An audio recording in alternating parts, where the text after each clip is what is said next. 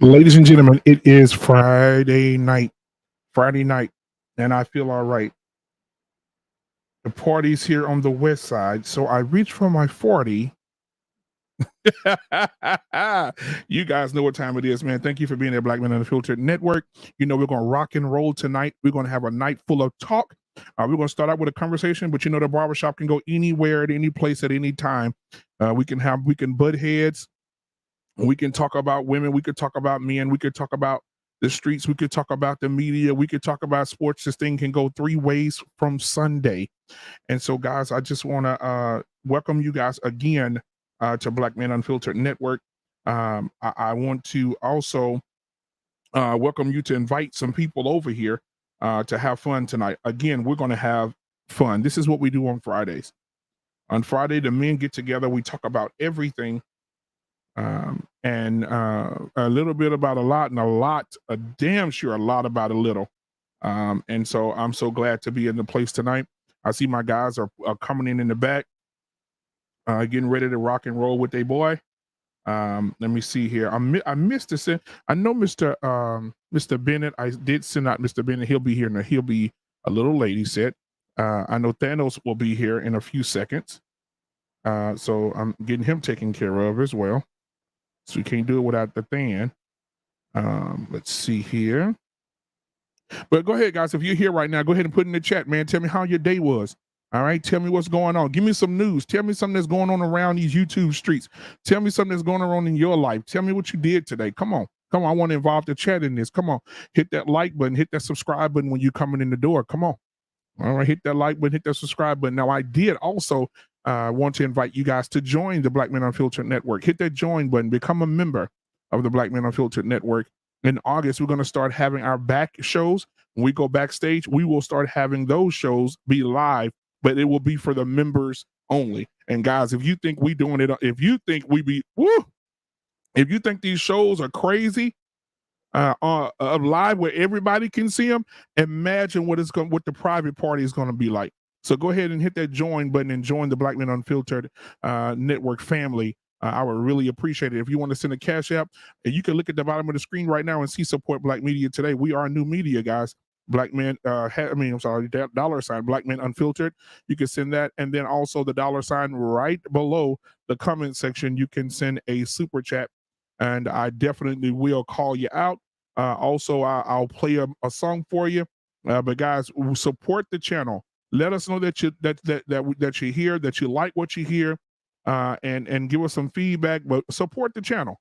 Support the channel. We're doing the work. We're doing the work. Absolutely. All right. So I hope y'all ready. Ready?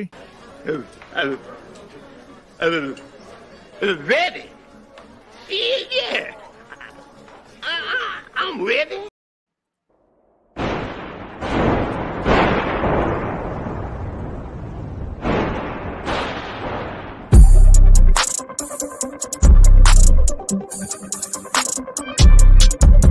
Hey.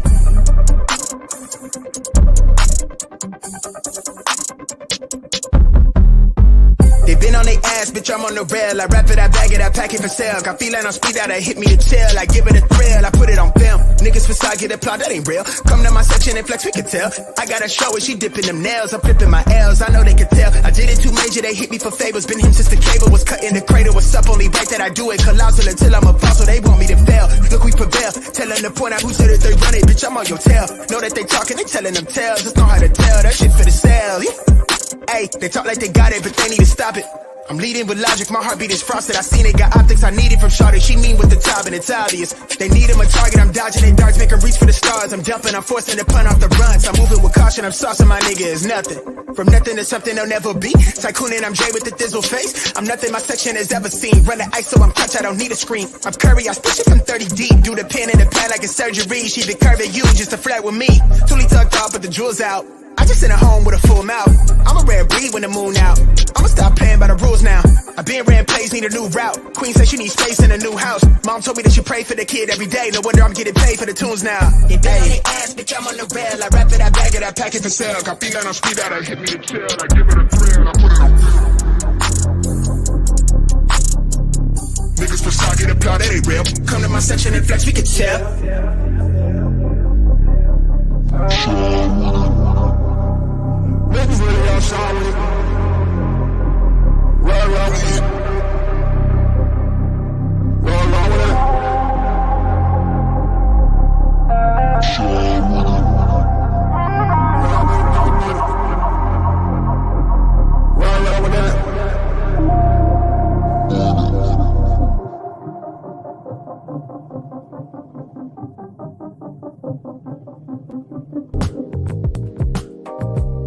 All right, ladies and gentlemen, thank you for being here. All right, we getting cammed up. We getting ready to go. Now, you guys know that I love the people. I love the people, right? And when you're coming in right now, hit the like button, hit the subscribe button. Let your mom and your grandmama and them know that Black Man Unfiltered Network is about to rock and roll in this barbershop tonight. We're inviting you guys into what we do literally at the barbershop. So, guys, thank you for being here on this beautiful and wonderful Friday night. We're about to rock it out. We're about to rock this thing out. All right, so I want to go to the sanctuary first, but I definitely want to call my people out as they're coming in. I see Panelist is in the building tonight. Thanos Theory, thank you so much. He will be on the panel tonight, rocking and rolling. We got KT from KC5. He said, I don't want to handle my wife at all. He missed me with the candle skill. That's right, KT from KC5. Thank you so much, man.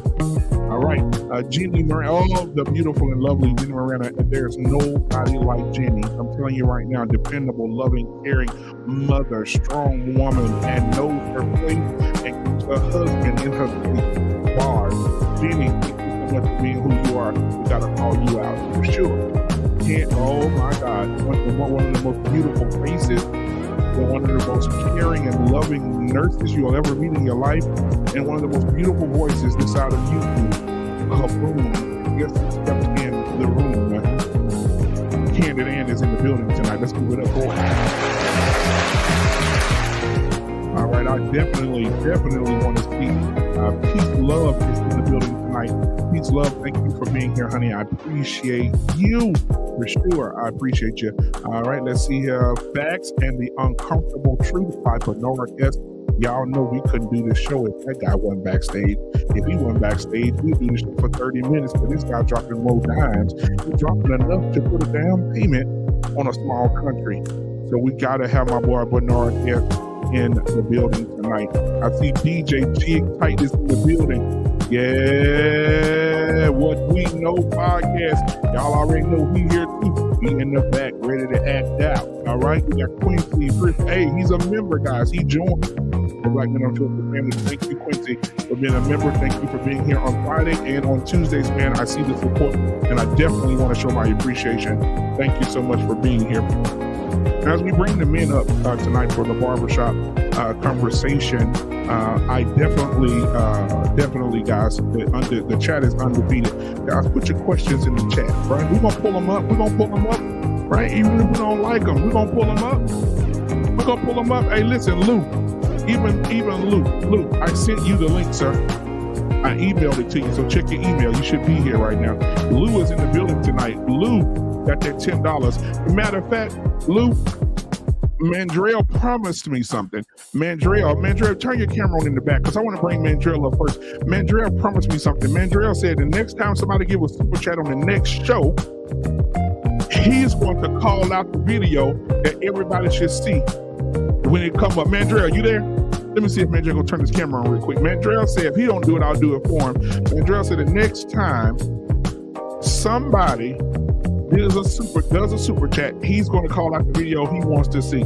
He wants to see the Mandrell step. So, ladies and gentlemen, thank you for that $10 super chat, Lou. He said, let's get it. Hey, let's get it. Ladies and gentlemen, the Mandrell two-step. Get off your couches right now. Let's go. Mandrell, let's go.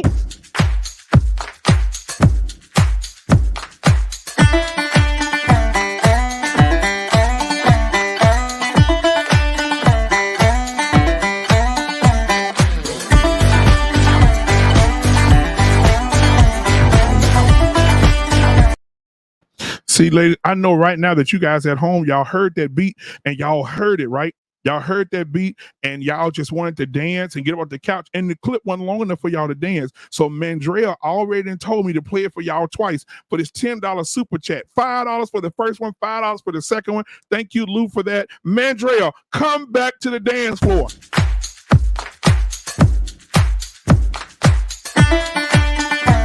Yeah, get it. Come on, Mandrell, hit the two-step. Let's get it. Hey, yep.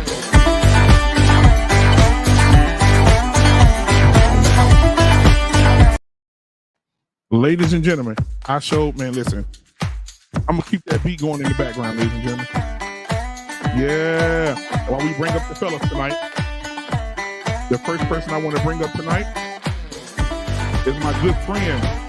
He's running for the president of the Dust here. I want you guys to give it up for yours truly. Spam Likely's in the building tonight. Give it up.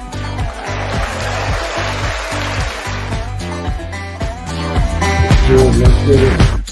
Let's get it. What's up? All right, ladies and gentlemen. We're going to go ahead and bring up the next person. All right, we're going to bring up yours truly. His name is Mr. Bennett, and he ain't in it. And half of y'all want autographs tonight because y'all know he finna bring it. Mr. Bennett is in the building tonight. What's going on, my guy? All right. It's good to see you. Ladies and gentlemen, y'all know him. If he snap his fingers and do your step, you can do it all by yourself. Give it up for yours truly. He ain't sad, he ain't weary, but he does have the Panelist theory. Bars, he's in the building. Give it up for the Panelist theory in the building. Yeah, let's keep it going. Oh yeah, y'all feeling that, huh? Okay, let me go ahead and bring up the next person here. Come on, listen. The man said he ain't about to come. He ain't about Earth today. He want to go to outer space. He got his NASA shirt on today with his cap. His background is on fire. Let's give it up for what we know.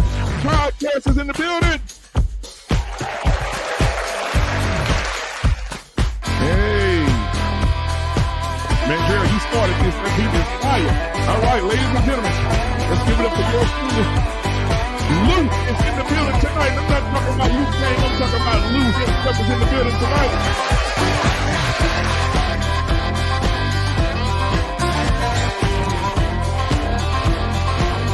Hey, I know y'all at home, damn it. All right, ladies and gentlemen, come on, he ain't scared. He's gonna put his back straight up with a shiny bald head. They call him Black Licorice at the strip club. Give it up for yours truly. He's the best. Bernard S. is in the building tonight. Good to see you, my guy. Good to see you. All right, ladies and gentlemen, he started this conversation. He started this beat. Got to bring the man up himself. Yeah, let's go do the intro video for him first before we bring him up. Guys, I want y'all to give it up for yours truly, my brother from another mother.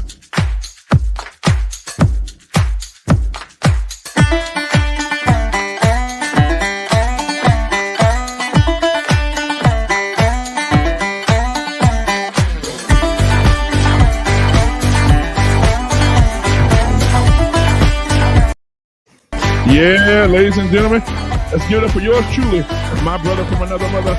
He calls a lot of hell. We call him short, but I call him Mandrell. Bars is in the building tonight. Yeah. All right, ladies and gentlemen, if you are at home tonight, I'm going to give you 15 seconds of this beat. Go ahead and grab your key and grab your hood and rub on his back. Do something. Let's go.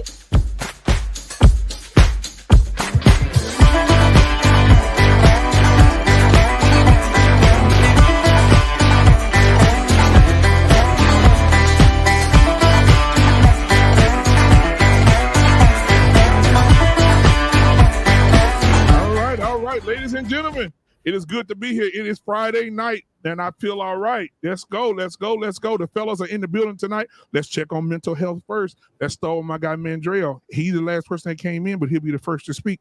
My brother from another mother. Mandrell is in the building. Let's give it up. How you doing tonight, Mandrell?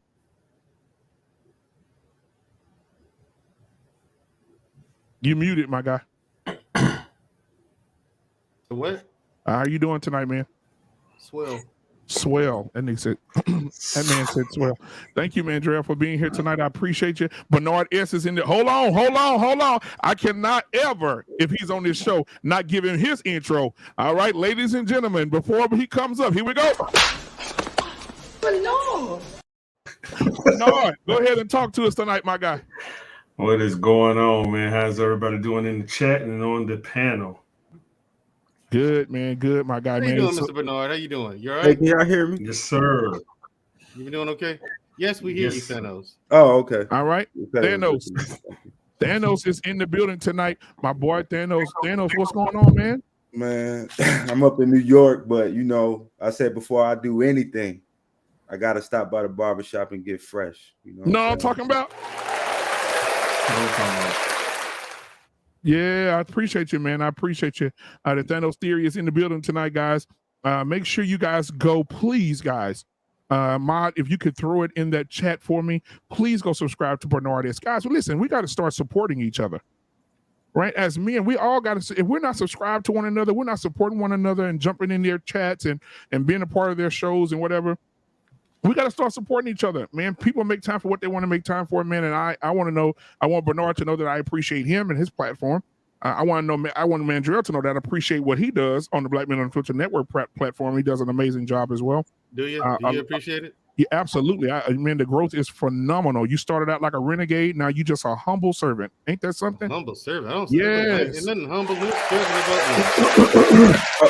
me. Black man, I wanted to apologize for Tuesday. So, no, you good, man. I know the power. Hey, I know the power was out, but I heard something different. I didn't know. I didn't think it was a storm. They said Thanos snapped his finger with old Chick in the room when the lights went out, and he didn't come back on. So we're gonna leave that alone, though. We're gonna leave that alone. No, he just didn't pay his light bill. That's all it was. Oh, okay, I understand. Hey, as long as he didn't yell at me, I was fine. So I was like, I'm gonna go support Mandrell on Tuesday. Absolutely, man. Absolutely. And thank y'all for supporting Mandrell. All right. So, What We Know podcast is in the building tonight. What's going on? What we know. You muted, Doc.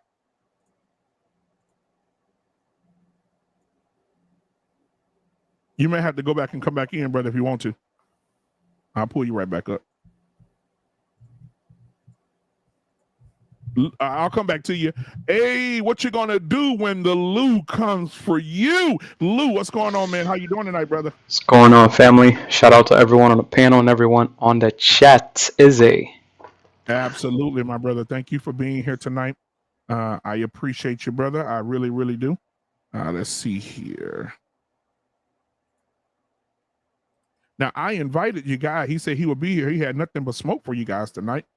But then he didn't show up. Oh, God. Is it who I think it is? Yes. I'm good now, ain't I? Yep. Yes, sir. It's probably who you think it is, Lou. But yeah, your boy, we on lock. He said he was going to come in tonight with a train full of smoke tonight. But I haven't seen him in the back. I've been holding a spot for the guy because I didn't want him to think that I was not going to let him up or let him in or let him around. Huh? You have his contact information? Yes, I called him. He said, yeah, I talked to him today. And he said, I'll be there. Oh, somebody send Lip Podcast this link. I'll be there. No, don't, not that guy. Who, Lip Podcast? That's my brother, man. Don't not that guy. No, that's our little brother, man. Don't act like we're, that. We're good without it. We're fine. All right, don't do that to my little brother, man. Hey, but anyway, we're live, Mandrell. You can't talk. So since he didn't show up, I got a gift for him, but I'll give it to him once I get all my brothers out the way. All right. What We Know podcast. How you doing, man? How's your mental health? How's your family? How's life, brother?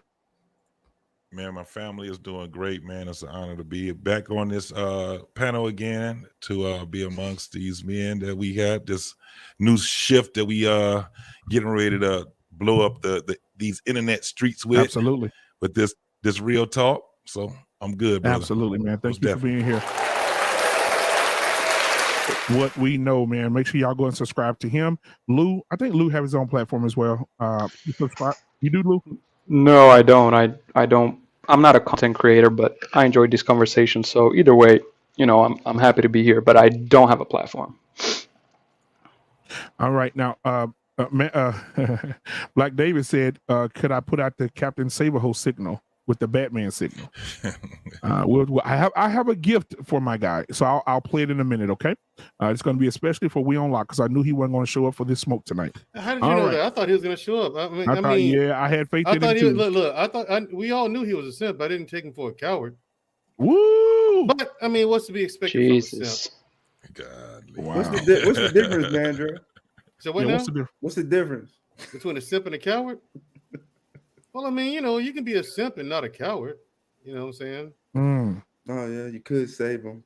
Take a bullet. Yeah, you could, but I mean, you can't. It doesn't work the other way around, though. You can't be a coward and not a simp.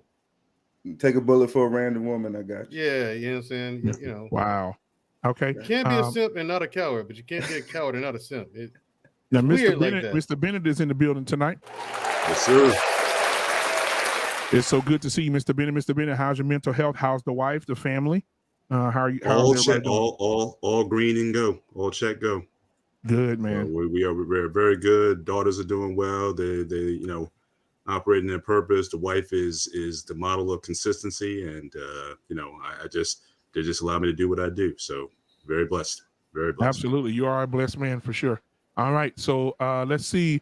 Last but not least at all, guys, make sure you go vote for this man. Go vote. He's running for the presidency of the United States of America. He's going to bring in the dustosphere to the United States. I've already cast my ballot. I want you guys to keep him lifted as he goes forward to be our president, the presidential candidate of 2024. Give it up for yours truly. Dusto is in the building. Yes, good evening, everyone. Reporting live from the dustosphere. We got partly cloudy skies, winds and wigs flying at about 33 miles an hour. Make sure you buckle your belt because it's a lot of dust. Put your goggles on and strap on your wigs with staples and duct tape. We're going to have a good show tonight, and I'm going to raise hell as I usually do through these streets. Absolutely. Thank you so much, guys. Make sure you cast your ballot for the Dusto. Now, guys, I do want to say this. I thought that my guy was going to show up tonight. I had a feeling that he may not show up for the smoke because last time he came in, the smoke turned into fire. It was terrible. And he got third-degree burns. It was terrible. And so I made something for him, and I wanted to give it to him as a gift. And since he didn't show up, I guess he'll hear about it because he ain't here to see about it. This is for you, my buddy. We on lock.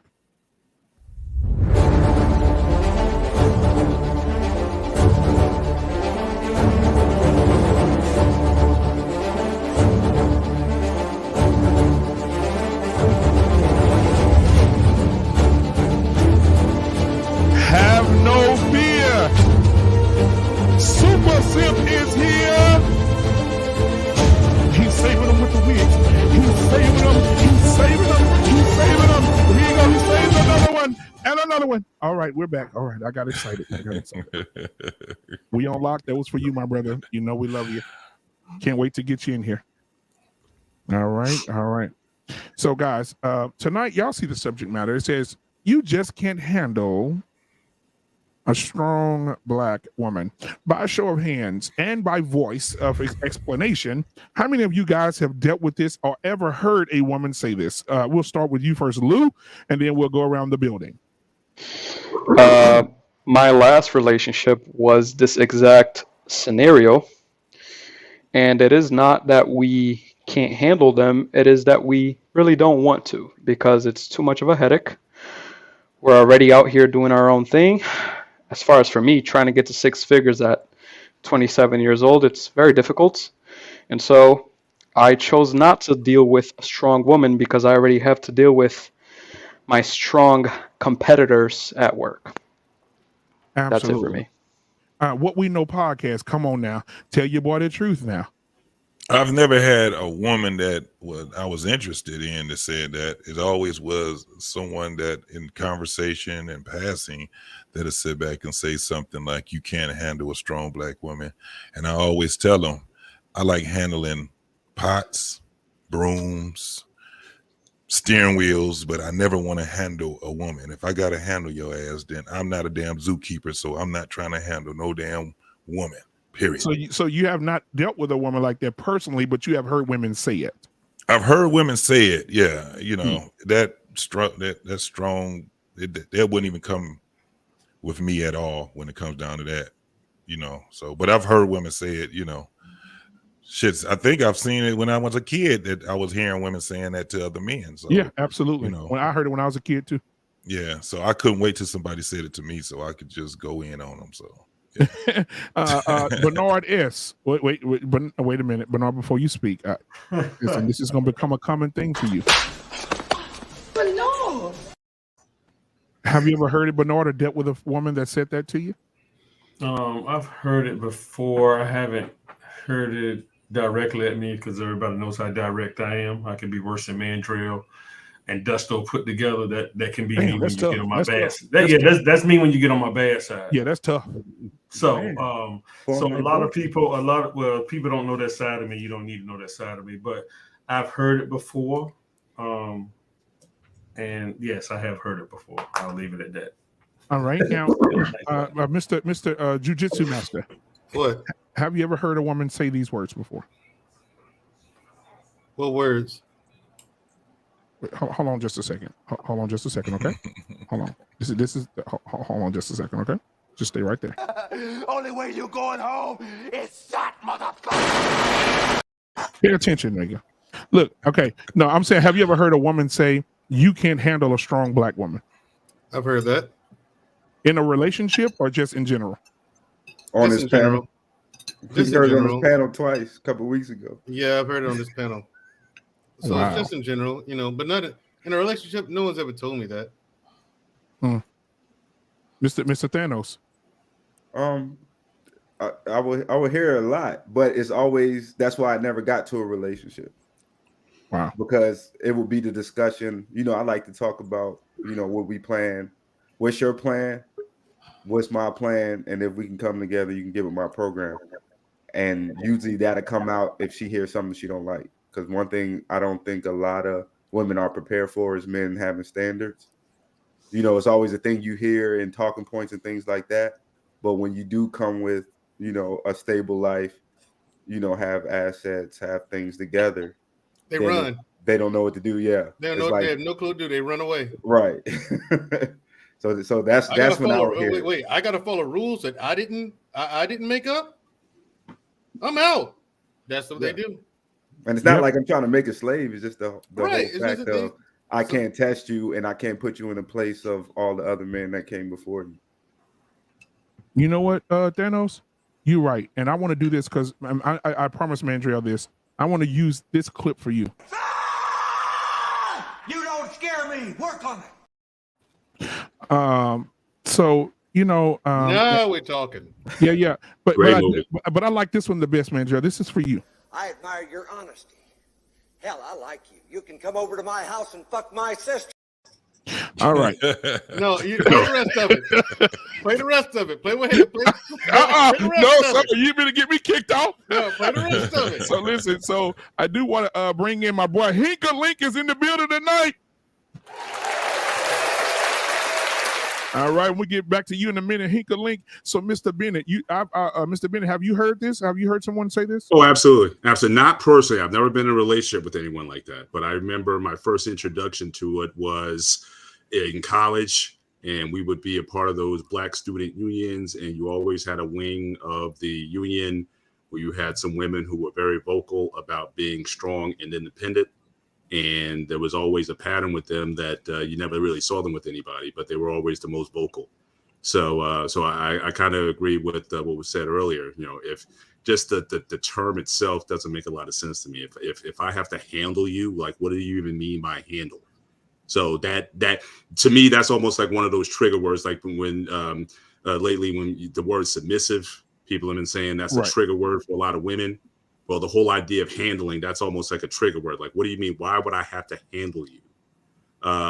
Is disconcerting. And the fact, just in general, the way I've always moved and what I've always been taught is, real bad boys move in silence. So if you have to tell me how strong you are or how tough you are or whatever, you're probably not, because real folks, who are about the business, they just get things done. So if I have to hear about it or you have to vocalize how strong and independent you are, you're probably not. So I just let that, I just kind of let that go. All right. The presidential candidate, Dusto. Have you ever heard these words from a woman? I've never been sitting across the dinner table and a woman tell me something like that. Because if they did, she would probably get Ubered right back to the streets where she belongs.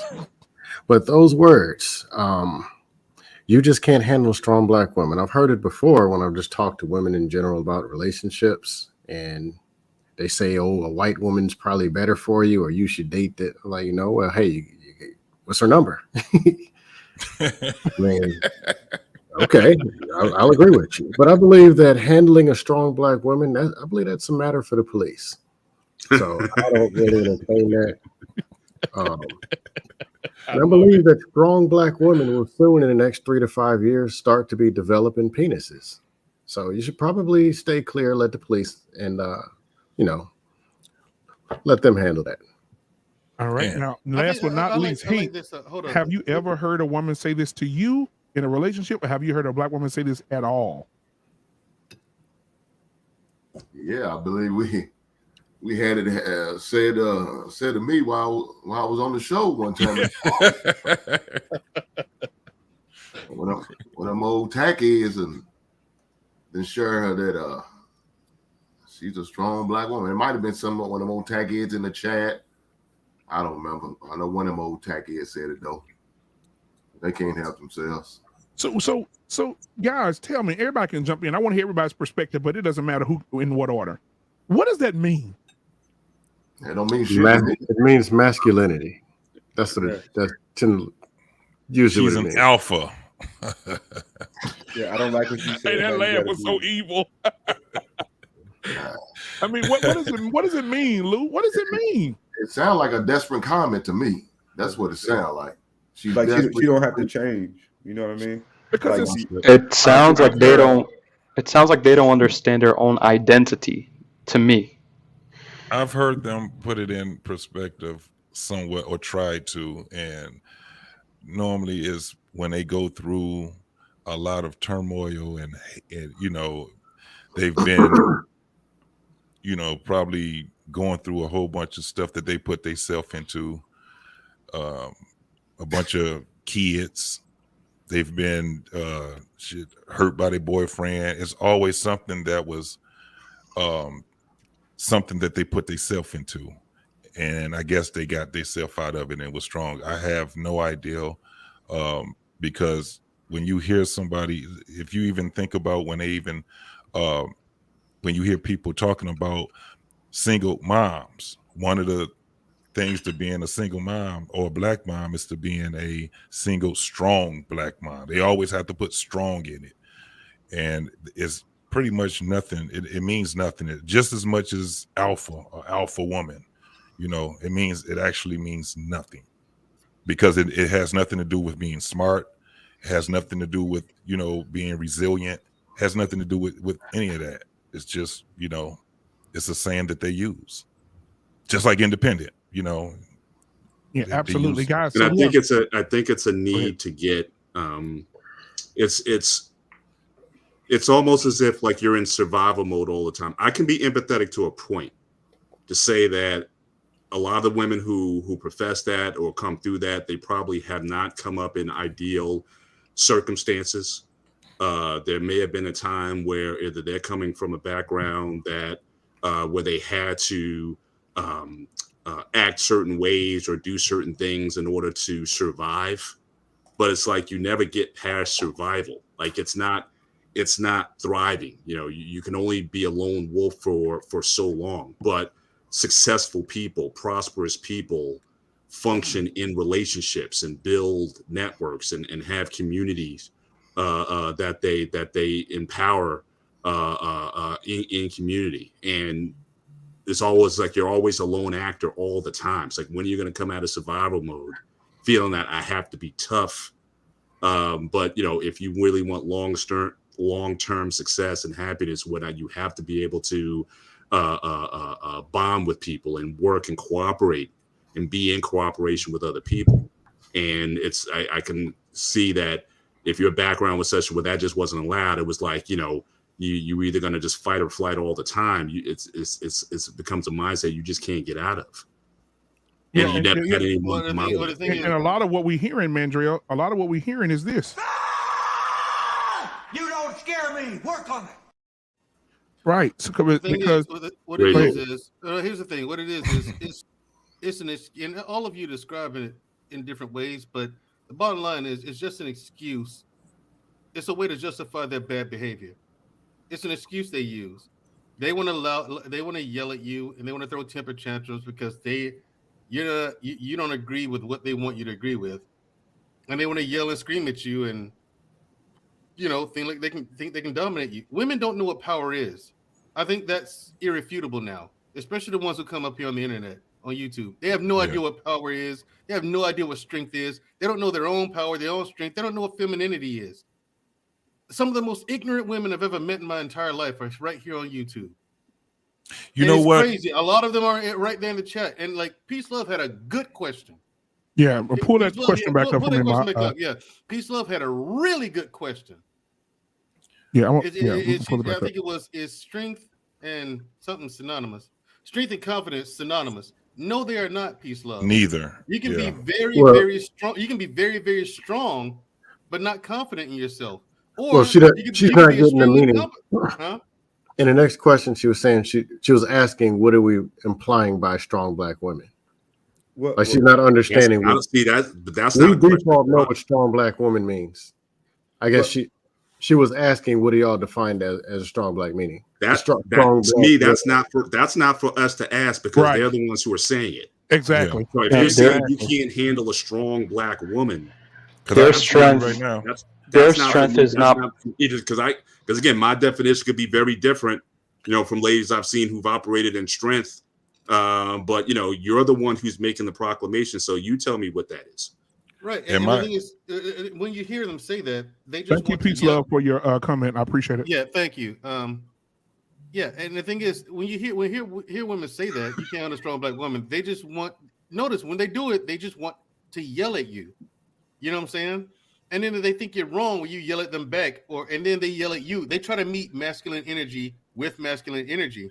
And it's like I said on Wednesday, ladies, and I did it as a warning, ladies, no actual masculine man is going to put up with a masculine woman. Not one of them. Not one. This is guaranteed. What they're going to do is break up with you. And the only kind of men you're going to have left are the men you don't want. Betas. Men who will tolerate that. But if they'll tolerate your masculine behavior, the reason why you don't like them is because they'll tolerate a lot of other things too. And those are the guys that you think, oh, I can just run over him. He'll let me do whatever I want. Let's go to the chat. And women don't, and a lot of women, most women, I'll say, don't like that kind of guy. They don't want that. It's a turn off. But Mandrell, you know what I think when they say, this is the image that comes up in my mind is Miss Sophia on The Color Purple. Ooh. That's what that strong black woman actually represents. That type of a woman. I had to fight my whole life. And you seen what her being strong got her. And then, in a fight, and then she lost her kids and lost her family, and then it killed her pretty much in her soul. But it wasn't her fault. These men can't lead. I don't know what you're talking about. You know who thought it was? You saw that movie. Listen, Hoppo was nothing like Hoppo was nothing like Mr. Hoppo was a beta. He was a definite. He was a definite beta. He had a doctorate in beta. Yeah. A doctorate. But stop. He was the wife. He was the wife. He was the wife. But one thing you do got. But no. He was the wife. I see Bernard doing that too. If a woman got way out of pocket, I don't put it past my man over there. I mean, no, I can't do it. That's what I always had cousins for growing up. I'm like, oh, that's her right there. I walk off. Hey, but you know what? Those are facts. But then they say, but I'm not trying to be funny, but most of them say they strong, and then when you meet them, they just. So I mean, I don't know. Hey, y'all heard my man Dusto. He said, "Glue your wigs down." Now listen, Canadian and me and Dusto are not providing the glue. Okay. Now Canadian Born said, "Black Man Unfiltered Network question: do these so-called strong black women expect us to either handle them, ride them, pull them, or run from them?" Guys, you wanna? I will start by running.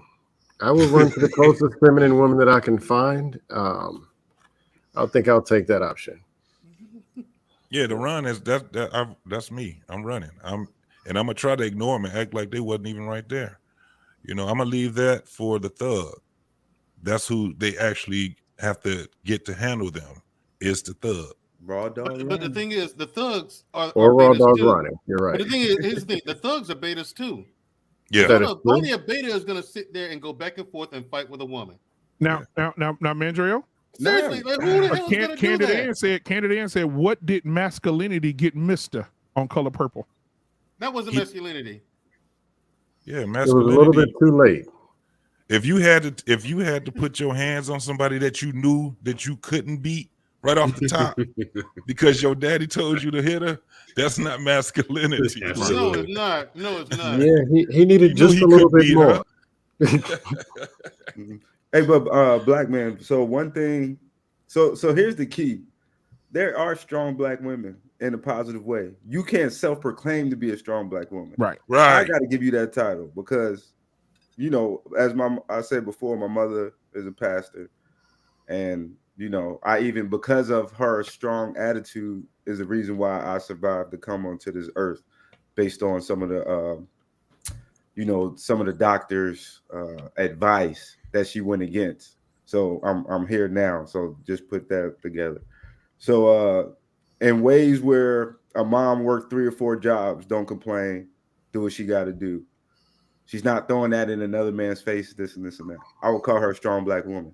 I just don't want you telling me, because now I know that you're either playing a role or you just don't, you want to do what you want to do. So basically, I've heard this. I heard. First of all, before we do that, a shout out, guys. Let's give a great hand clap praise and all that good stuff to Sir Hale's mom today. She turned 71 years young today. So he's with his mom right now. So happy birthday to your mom, Sir Hale. Tell your mom that we love her, man, and tell her that we said happy birthday, man. Give her everything that she wants, man. She's 71 years young, man. So again, 71. That's beautiful. That's great. My mom turned 73 yesterday. So absolutely. Shout out to your mama too, brother. Absolutely, man. Absolutely. All right. So listen, let me ask you this, man, because sometimes you hear women say, they say, girl, do you submit, or are you submissive, or are you feminine, or anything like that comes up? The retort to that is, girl, I'm a strong black woman. I ain't got to listen to no man. I make my own money. I drive my own car. I pay my own insurance. I buy my own groceries. I take care of myself. I don't need him. He just here for some dick. So I'm a strong black woman. Dusto, what do you say? I mean, what do you? I know somebody heard this other than me. I know I'm not the only one that heard somebody explain it, break it down like that. So does this answer your question? She just explained what an adult is. That's all. I thought Dustin was gonna say 400. Exactly. That's what everybody else does. So like, how are you strong and independent? Absolutely. For doing everything that everybody else has to do in order to survive? Now, in order for you to be strong, here's the reality: you have to beat one of us, because men and women live in a different reality. But so you know the crazy thing? You know the crazy thing, Lou? Go ahead. They say they strong women, but if the reverse happened, the women say that's what you doing what you're supposed to do. You don't need to be commended. What you need to be celebrated for. You doing exactly what you're supposed to do. You're a man. Be a man. Yeah. That's just the game that they play in order to solidify their position. But in order for you to be a strong woman, you would have to beat a strong man, and statistically, the weakest man is stronger than the strongest woman. And so, I'm laughing at Poppy Blanco's thing. On average, the weakest man would be stronger than the strongest woman. Now, listen, now if I knew this. Now, if you're talking about the well-trained MMA fighters, that's different. But I mean, come on. Then listen, I should have pulled this video up. I had a video of a woman outside of a club, this big ass bouncer, about 320 pounds. She was about 150 soaking wet. And he told her to leave. And she put a 3-piece on this man that I've never seen before. Knocked his ass out. I saw that video. Yeah. And I'm thinking to myself, damn. Knockout. She hit his ass with a 3-piece of biscuit with gravy on top. And she caught him off guard. He didn't see that coming, because I mean she came from Mississippi on that. Ooh, she hit one of them. She sleep. And he went to sleep. Yeah, he went straight to sleep. Like that for went to sleep. Yeah, hey, that's Here's why I the can't thing. necessarily agree with the Luke. weakest man or just beat any Yeah. woman, because some of the Luke, women in my family. But he was saying on I average. I said on average, average, and yeah. watch Jordan Peterson's breakdown of this. This has been psychologically studied, right? With a large sample group. On average, the weakest man is stronger than the strongest woman. Okay, that's what I mean, and you can take that as you will. And you guys know my philosophy, right? And I've explained it before. A woman, in my opinion, cannot lead a man in any way. She's number 2 and we are number 1, but that's another conversation for another day. But because someone said in the chat, physical strength, well, on average, you guys are weaker in every way. It is what it is. Jenny Yeah, Moreno I personally don't compete with women. Uh-uh. I don't see the purpose in it. Jenny Moreno says my 13-year-old is stronger than me. Yeah, absolutely. Absolutely. Yeah, Hold on, Jenny Moreno. But my thing is, why I think it's a self-esteem thing when a woman has to promote that. But they If also she have had- low self-esteem. With low or no self-esteem to say, I'm a strong black woman, right? And you know, I've heard women say it and put violence behind it. I'm a strong black woman. I'll beat your ass, boy. I've heard them. I've heard them. I've never had a woman threaten me like that. Shit, I've heard them stud muffins do it. No woman has ever threatened me like that. A stud? Let me tell you something. Hold on, Let me tell you something. Oh, no, listen, Black Daddy, you talking about the bull daggers? Yeah, but them see, bull the daggers. thing is Look, that I'm telling you, them listen. studs, Man, most of heard them that. studs That's know. some old. Most of them studs know because they had to deal with it that they cannot compete with a man. They know. They absolutely know. They know for a fact. That's why they wear the uniform and say, I'm not going to go that far. That's why you don't see a whole bunch of studs arguing with men, because they already know. They're the ones. If you look at most of these studs, they look like the last dude. That's the last person that's going to get picked playing any sport. Yeah, like They don't look like a man. They look like the I've seen a bunch of They studs look like the show dude. enough. Well, God damn. yeah, they wear size 13 in men. Am I the prettiest? I don't know. I'm just Am not I in the these best? situations. And you know, and some of them, when they start, Who's I've the seen master? a stud go against a guy, and I've seen a guy give it to her, right? And she got up looking just like this.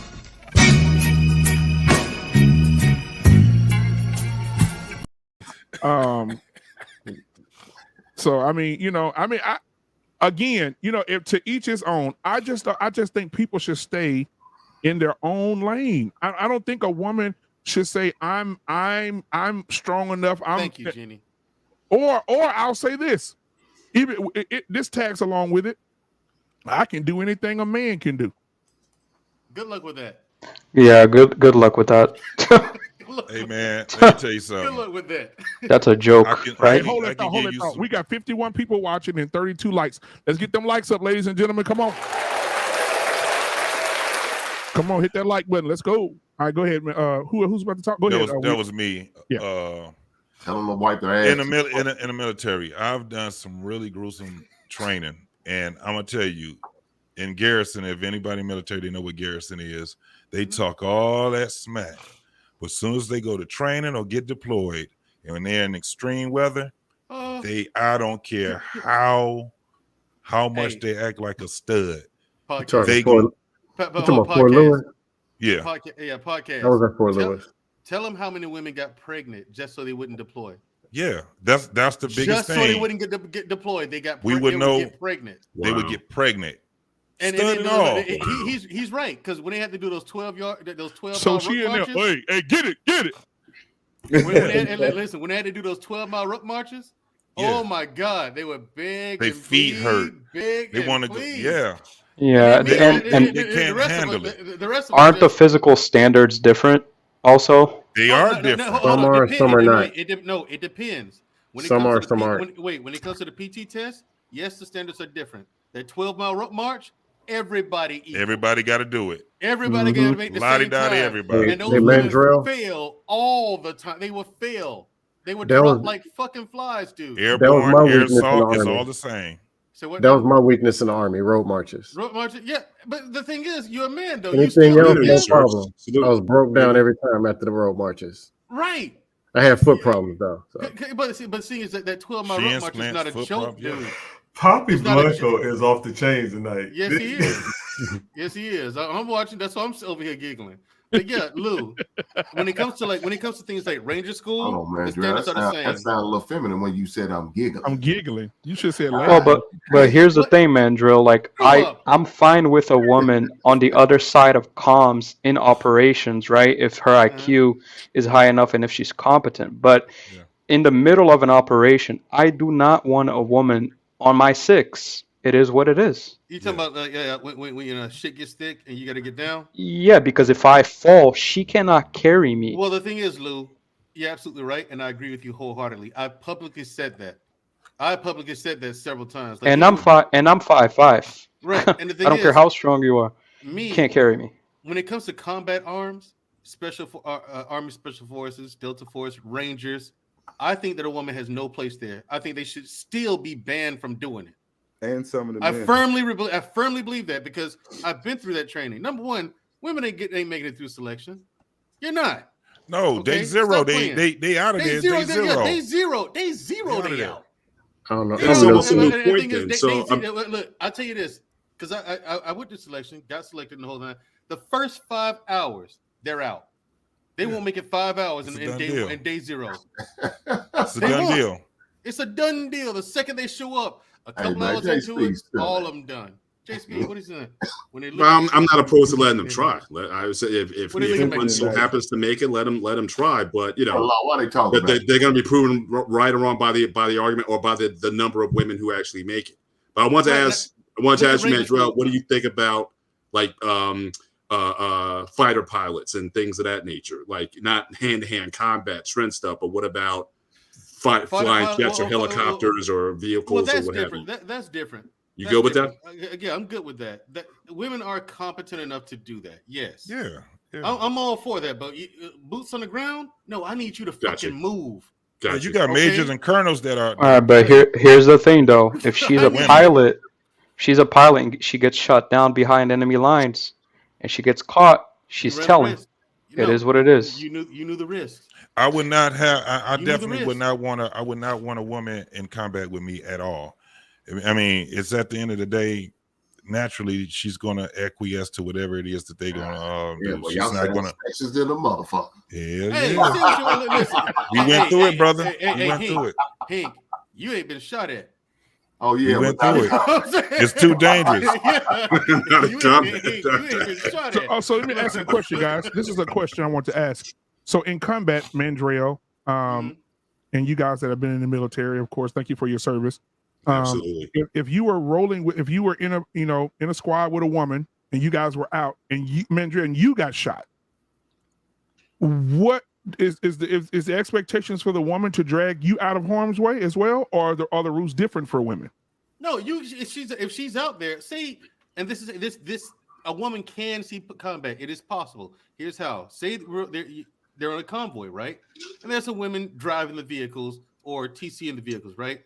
And then, like, say I'm on security detail, meaning I'm manning the gun, right? Okay, we get ambushed. I get hit. I go down. She's just as responsible for picking me up and dragging me into a vehicle as a man is. Yeah, you were there. Why the fuck are you gonna leave me? No, you don't leave a guy down. I'm not strong enough. I don't want to hear that. I don't have time for that. If I'm your CO, if I'm in charge, okay, you are in fucking trouble. Because if it's up to me. I got some pushback against this art. Some of it Mathematically, the probability of success if she's in a squadron is decreased. It is what it is. She won't be able to. She can't help you, bro. You're dead. Yes, see, but you can't say that because it's a lot of dudes who can't pull other dudes. No, but here's what worse for her. But here's what exactly. Exactly. All right, here's what I'm saying. You have a special squadron of 4 people, right? We all go out there. You're automatically at a disadvantage with no. I'm just giving a hypothetical because I'm not military. Let's just say you've got 4 people going out, right? And you have, out of those 4, 3 are men and 1 is a woman. You're automatically at a disadvantage because you know for sure, even if I can't pick you up, you know for sure she can't. So who's going to cover that difference? Yeah.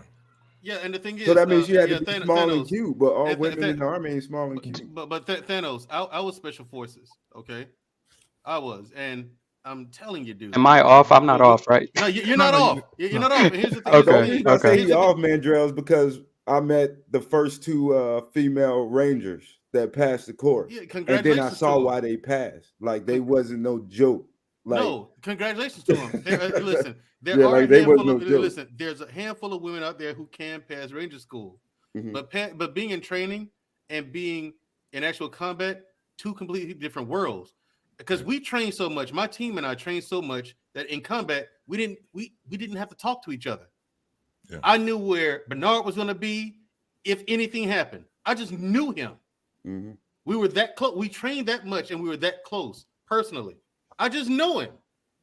You know what I'm saying? It's the same thing with you. We know each other so well that we don't have to talk to each other. And you got to remember. Wow. in sync Hold on, with one guys. Hold on, another. guys. We got some body shaming here. What? Peace Love said, Lou, you're 5'5", talking about a woman can't drag you. Come on, dude. Laugh out loud. That's fine. The last woman I dated was 5'10". We didn't have a problem, so. Surprise, motherfucker. Yep. All Nigerian long legs, so it doesn't matter to me. I mean, and this is the difference between men and women. We're largely speaking in hypotheticals here, and we're being respectful. But the first thing that they can find about a man that is better than them in every way, they will use it against them. I just think that's funny. But moving on. I personally think it is very unproductive to compete with women. So I don't really have these. Me and women don't have these conversations because that's competing for what? Yeah, exactly. Why would you compete with a woman? Why don't would I have time compete that. for who makes more money if I'm not going to give him? If I'm not going to pull out a briefcase and give them any, and they're not giving me any of theirs? Right. No, not Why the would I compete for who's stronger when we don't have a weightlifting competition on Thursday? Right. Or who I can yell remember. a lot? What is the point of competing with women? Right. Yeah, because Or I for a remember. oh, go ahead. No, I remember my. I don't mean to interrupt you, but I'm gonna let you cook. I remember my pastor said that when he first got married, he sat down and talked to his wife, and he said he told her directly, there ain't two dicks in this house. There's only one. And so I need you to know this early, before we go walk down this aisle. There will not be two dicks in our household. There will be one, and it will be mine. And he said, he didn't have any problems. He just wanted her to know that the differences between women and men. And that's the thing, man. I've seen women be tough. I've seen women, cuss out their men. And then as soon as they hear gunshots, they run. They running behind a man. They falling on the floor. They're screaming to the top of their lungs. They want protection immediately.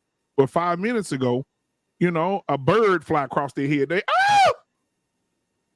But then they ready to tell everything. Yeah, so they can't call the cops on the But bullet. but here's the thing: when you go through that kind of training, just selection isn't only training. Like I said, people ask me what was the difference between Navy SEALs, since they are so popular, and a Green Beret.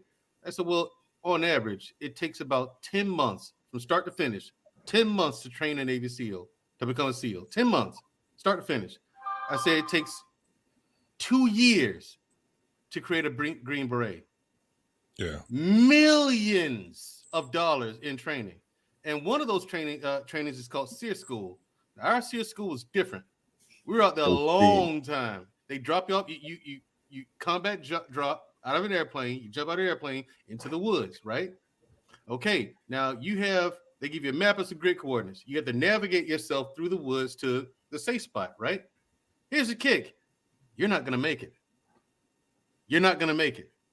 Okay, they got dogs, they got hundreds of men out there. You're not making it. You're not. I lasted 4 days out there before I got caught. And when I got caught, they whooped my ass for a week plus. Damn. Starved me damn near to death. They whoop they torture you. Okay. And it's to build up a tolerance for torture. So why would a woman want to? Why would a woman want to go through that? Women making it through that? I don't see it. Yeah, that's what I'm saying. Why would like I said, Thanos, Ranger School is one thing. And SIS School is different from regular Army to SF. It is different. It's totally different. Making it through that? I don't understand why a man would want to go through it either. I don't see it. Hey, that shit was fun. It's it's a competition thing. Hey, And that if shit you was ever fun, been, if you ever been in like units that, especially like forward units and units that deal with infantry, it's very competitive. They compete about everything, drinking, smoking. They compete about everything. It's I'm just clowning, very bro. high competitive. I'm clowning. Jenny said, I've dragged my husband into the house only once, wrapped him in a blanket and dragged him over my shoulder, all 260 pounds. She wrapped him in a blanket. Hey, but that could be adrenaline kicking in too. Right, But here's the other thing. A lot of friction's lost, though. I'm just saying. Yeah. But here's another thing. I don't know who else would be more. What's the word I'm looking for? More credible than Mandrell up here. And I'm not trying to knock anybody. I've never been in the service, but I'm just saying somebody who's been through it and who's in it and who was in it, they know. Now, going back to what Thanos was saying. There's a lot of, well, I know in the Navy, there's been a lot more Navy pilots there for women, you know, and I heard it helps them with their height and they can handle the G-force pretty good from the research in the Navy area that I'm in. So yeah, they can have a place, but it still goes to the point of them going through what Mandrell just said. If you get shot down, and that tolerance right there. So, and there's no knock against women. It's just, and I'm not even saying, oh, they had a place. It's just that people got to realize, people got to realize this too. Women wasn't even allowed to work or operate on men back in the day. That's where the Nightingale came from, like the helicopter, because she was one of the first women allowed in the operating rooms while other male nurses were doing that. It's a whole big history on that. But then it switched because they were very good and women are faster at learning certain things, and you know how that works. So, you know, but in the context of women being strong, this is what we're just saying in that context, where for one, when you have to self-proclaim that, this is where we have the problem at. So it's always a problem. Yep. Yeah. So it's not saying that they're not. That's like I said earlier, that you never hear someone say that, you know, she's strong. That she's smart, resilient. You know, it's a whole lot of other things that you can use other than she's a strong black queen. It's like, what are we talking about when we're talking about that? Yeah. So did y'all see that radio host? Women called into his show and said, we can do anything a man can do. So what we want you to do is go down to the local boxing gym and we're going to line up and all of us are going to whoop your ass one at a time. Like the best of the best. Yeah. And they got in the ring with him and he beat the damn hell out of every one of them. I mean, it was bad, bro. It was to the point they had to stop him because he was really trying to prove a point. One hit quitters. Yeah. I mean, when he got in, one girl threw one punch and hit. I think that's what pissed him off. She caught his ass on the chin. And after that, it was, he stopped playing with him. His whole face, whole demeanor changed, bro. He just went through him. Just boom, boom, boom, boom. Like, I mean, it was bad, bro. It's on YouTube? Yeah, I think it's, yes. I think it's still maybe on YouTube. I got to find it. Yeah, they lined up. They want to fight him, and he just started just knocking their asses out. It was but you also got to remember the type of men you're talking to on this panel. I've been up here with you guys enough to know how you roll. You know, Hank, Dusto, all of you guys. You know, What We Know podcast, all you guys. Most of those women wouldn't say that to us. Yeah, they just know we gonna draw all the way back past Pluto with something. Well, Bernard, you know, I don't want to be there.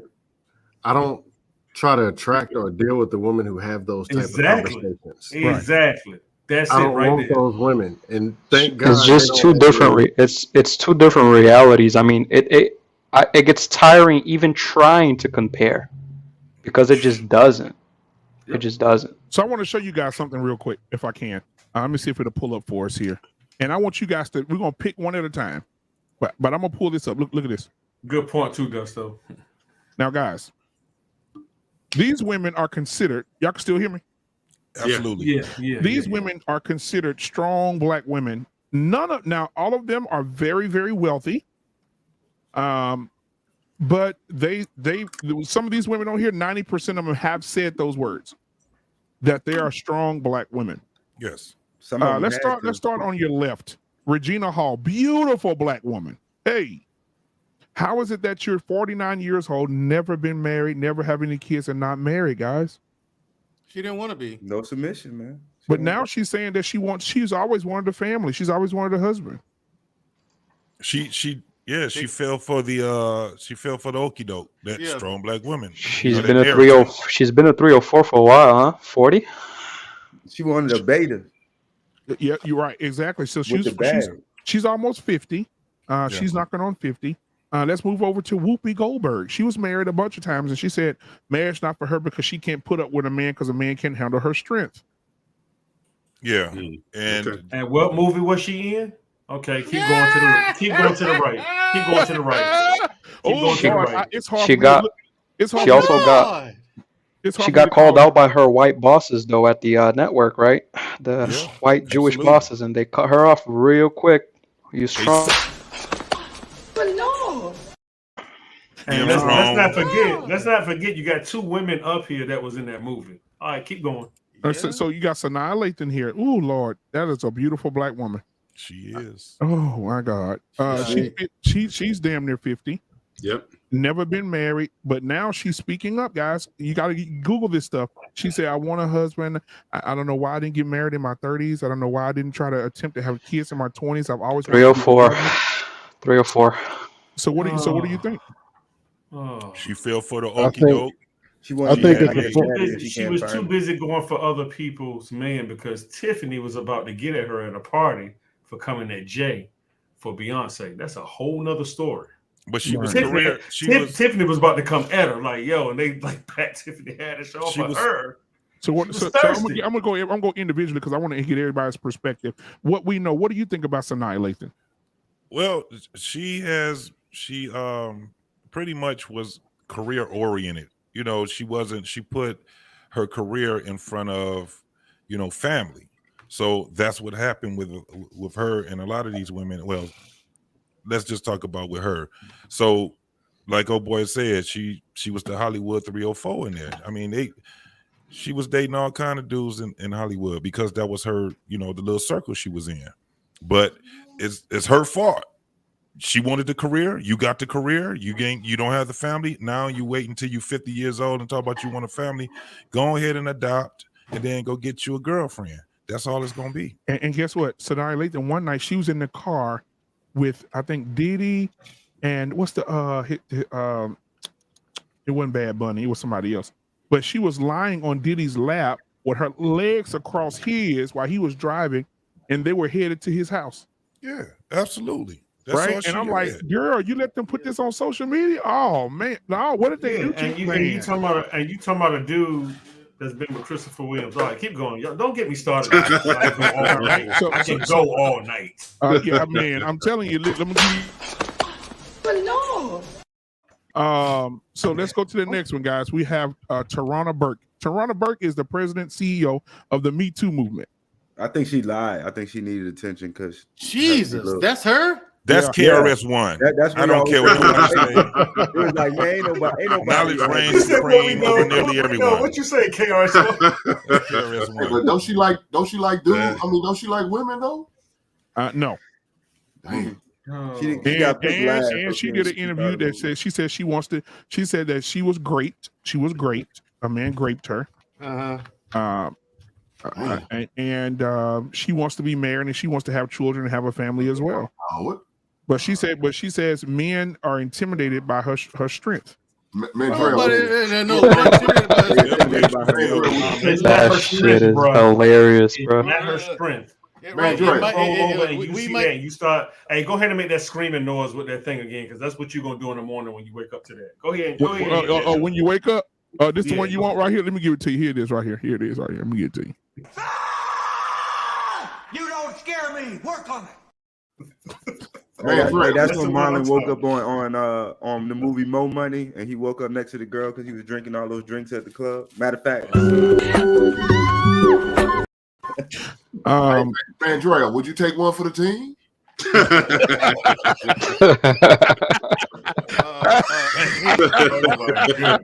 Hey, I want to make this abundantly clear. Right? Abundantly. Not that one. Not that one. I'm all for self-sacrifice for the greater good, but not that one. I can't do that. All right, let's move on. That was gonna be my next question. Be like, hey, who on the Look panel? what Poppy put. I just need y'all to look at what Poppy put in the chat. I'm done. He said he would tear Oprah walls for that $3 billion. Listen, actually, I would too. Now listen. Now let's move on. This is gonna be kind of hard for some of you guys. Halle Berry.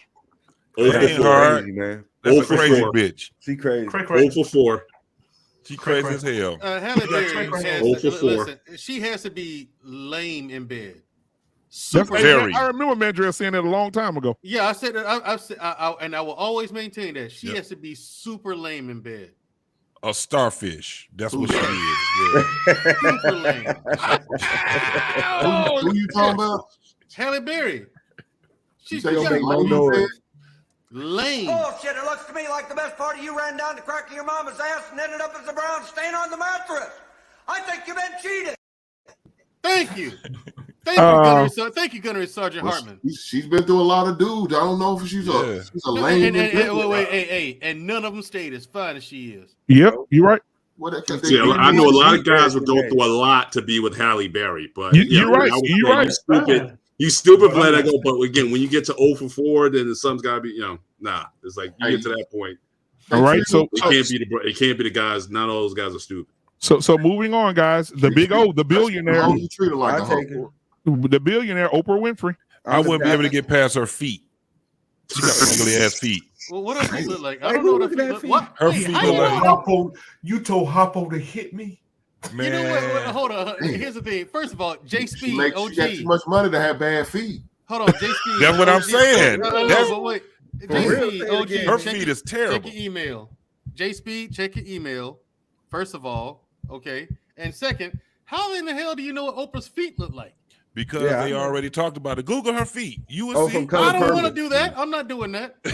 No, is it just looking at these slides? She might, again, I don't know what you guys all feel about Stedman, but she might be the only one who's had a steady dude 30 years throughout this whole time. So absolutely, I can't knock too much, and I don't know what the nature of that relationship, but she's with Gayle King.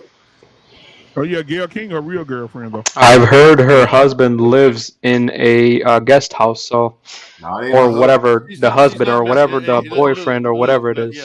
I'm just saying, but you never heard anything, at least between them, Stedman and her. No. But you know, Stedman been having money way before Oprah been having money. Oh, true. Yeah. So, she's the only one on this list that is like, okay. That might be as close as you're gonna get to something stable out of all the might be a absolutely.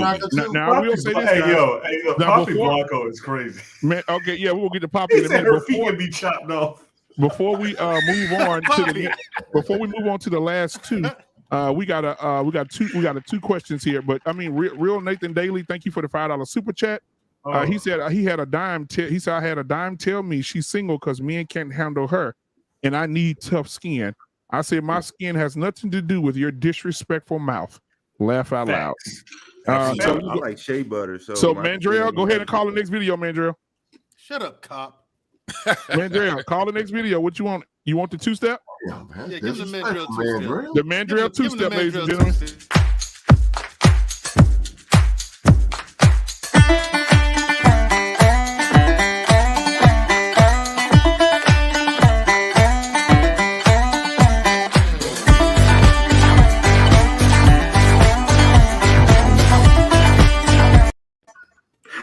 All right. Thank you for that $5 so super serious, chat. like you're really doing something though. That's the funniest part. Thank you for that $5 super chat. Wait, but I'm still tripping. He looks like Mike Tyson. That is Mike Tyson. That's uncanny. Unless they're doing some CGI or something like that. That's it is. It's Mike Tyson on the CGI. That's now also before we get to the last two women, we also had a question from the beautiful Peace Love. Thank you for being here, Peace Love, tonight and being in the chat. We really appreciate it. Let's see here. Peace Love said, question. So what are the men in Hollywood who waited until later in life to settle down called? We're not talking about men tonight, Peace Love. No, but they call men. Men don't have to settle down early. Winners. They were men winners. and women are different. Men and women are different. Age like wine. That's why. That question just got answered. Keep going. You what you said? I admire your honesty. Hell, I like you. You can come over to my house and fuck my sister. All right, so no, play the rest of it. Play the rest of it. Look no, I can't. No, sir. Punched him in the gut. Damn. Man, show him gut. You got to show him gut check that dude, man. You got to show him. You got to show him gut check, buddy. Hell, hey, y'all keep in the chat, keep putting the cue and put the question. I promise you, we're gonna pull your question up, and when the guys are gonna answer, we got 2 more women to go before we come back up. Let's see. This one I'm most interested in. If Leslie Jones, she has a girlfriend. This one, she has a girlfriend. Just for humor's sake, I want to see her and Mandrell go out. That'd be an hilarious. Why would you want to see a hilarious date? Me, that would be the ultimate blind date. Leslie shows up, her and Mandrell. We film the whole thing. She's in her energy, and that would be hilarious.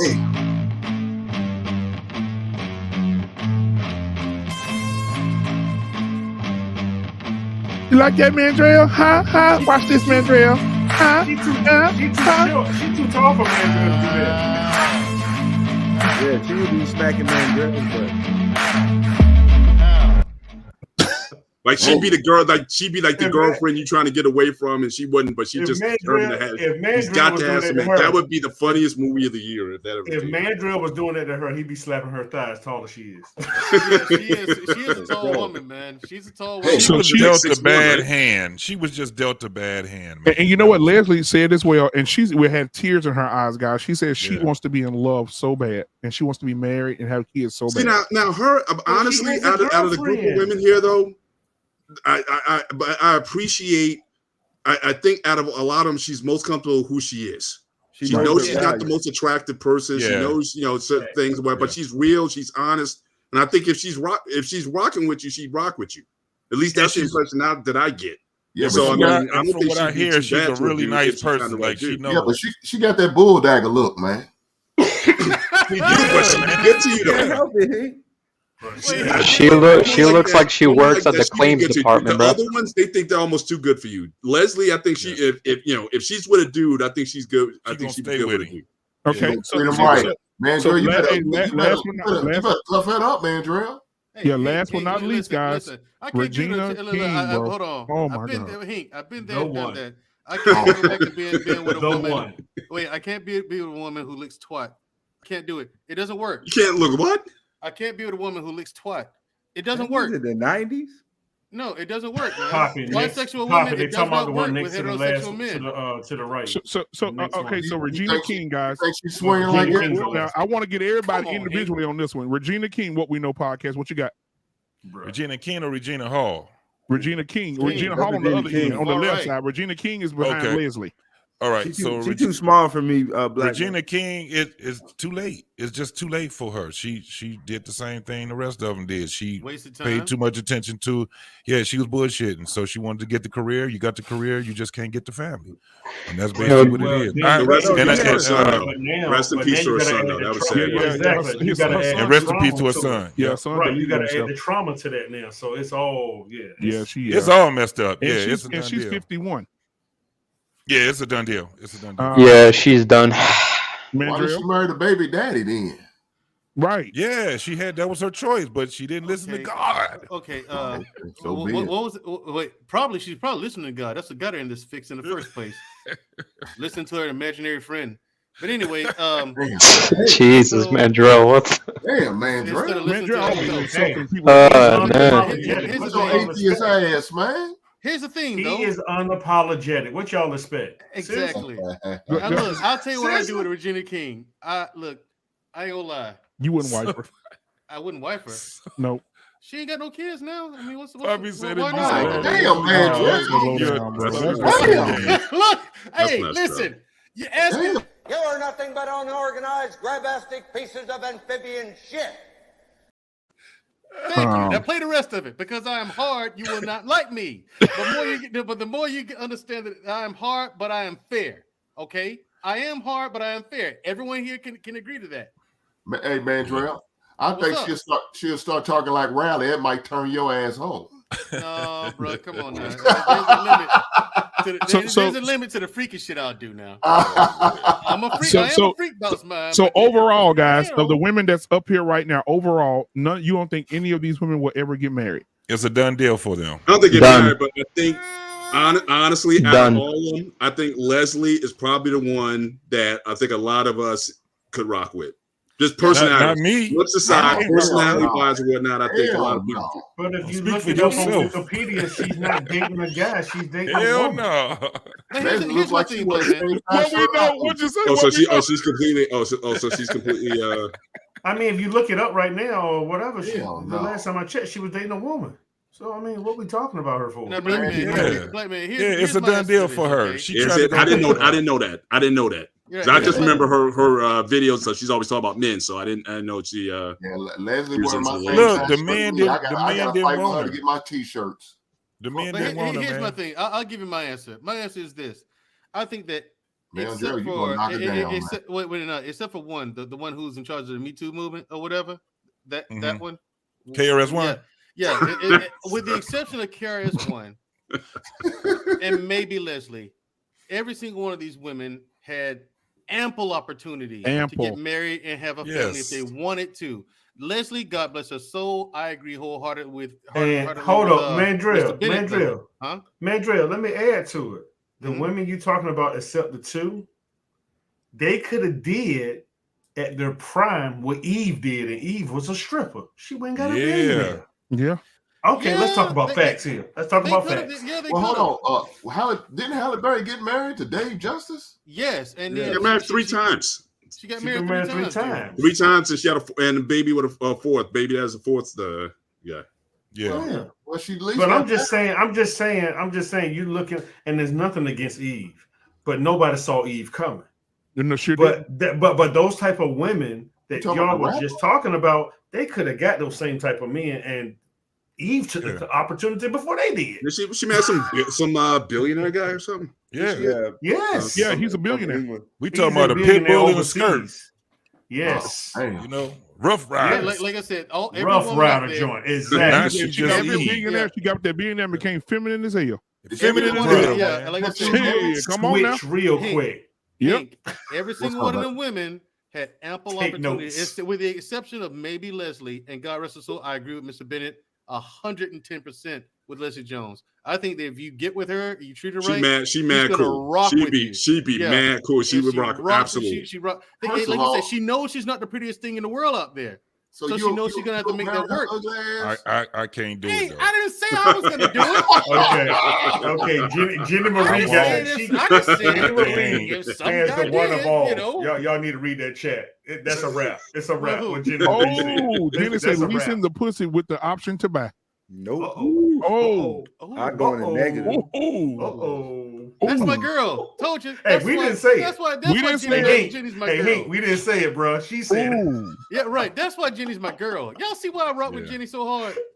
Oh my goodness. That is a woman right there. Every woman in the chat, take note. Be more like Jenny Marina. Yes, she did. Jenny Marina, you are a role model. A scholar. You are an icon. You are a rogue scholar. Okay, you are a woman to be admired. He is intelligent. Yes. You don't scare me. Work on it. See, you ain't got the right clips. Man, you're right. Go get that drugs tonight, ain't you, dog? I'm telling you, look. Ain't no, you clip it up and get kicked off of YouTube. Hell no. No, I won't. Yes, hell no. I promise you. Hell no. Listen, you should let me clip it up. All right. Especially when he makes the short jokes. Y'all, you don't know what you're doing. That whole, listen, everybody, Full Metal Jacket. Watch the first 30 minutes of that film. Great movie. Laugh like you never laughed before. And the reason what made that movie so iconic is that is the most accurate depiction of basic training of any film, still to this day. That is exactly how basic training is. A yellow card now. Yep, they got the yellow card. Back in the day, basic training. So it was like that when I was in. How about you, Scan? Was it like that when you was in? Without the, except for him busting the dude in the gut, because they ain't put hands on nobody. They put hands on him when I was in. No. What year you went in? I watched them smack the shit out of some dude. So Scam Likely, how do you feel about the new cards that are issued to military soldiers where they lift their card if they're under too much stress? I only did. I went in '98 and I was out by 2000. So I wasn't in long enough to see like the actual effect of what happened with the old military and the new military. Right. Mandrell can probably speak to it more than I could. Hey, let's welcome my guy Jedi Mike in the building tonight. Well, for me, I can speak to that. Well, for me, right quick. For me, we had heard rumors of that when Clinton was in office, and we were in high school. Dusto, like I mean, but we hear rumors that they got stress cards now. But I joined the army. It's like, where the fuck are the cards? None of that. It was like, no, it was every day. I thought I was gonna get in so much trouble, not for disobedience, but for laughing. Bruh, I could not stop. The drill sergeant would say the craziest stuff. I used to get in trouble for laughing all the time. Dare you not? Hey, listen, I want to kick a shout out to Lil Podcast. Dare you to laugh? I want to kick a shout out to Lil Podcast, man. He's watching right now with us, but he's also simulcasting as well on his channel. So everybody's watching with him as well. So they're watching the show. What's up? Let's go. Let's go. Salute podcast. Salute to you, brother. Salute to you. So brother. I have a question. Yeah. Are we taking Regina King today or Regina King from Poetic Justice? We're not taking either one. You can ask that to everyone on the panel. They're all over 50. So or 227. Y'all remember that? Yeah. Hey, Mandrell, you're going a little bit young there, bro. Yeah, that's what. Hey, that's hold on. Can I add one? Can I? Well, that's because he was young too. Because think about it, the scene, infamous scene from Poetic Justice. Like, yeah, I fucked him. Yeah, I did. Yeah. So let's add one to it. Let's add one to that list, guys. I didn't put her on there. Janet Jackson. Oh yeah. I never thought she was pretty, to be honest. Got married though. Nah, back in the day, look, she was on Different Strokes. Man. For different fucks. Yes. Man, I liked it when she was Little Penny on Good Times. What y'all talking about? Yeah. Oh my goodness. Remember when I had a crush on her as Little Penny. I know that's right. You remember that episode when she was trying to get her mom a necklace for Christmas, and when the dude went into her pocket and stole the money, so she stole the necklace. Like, I didn't need you.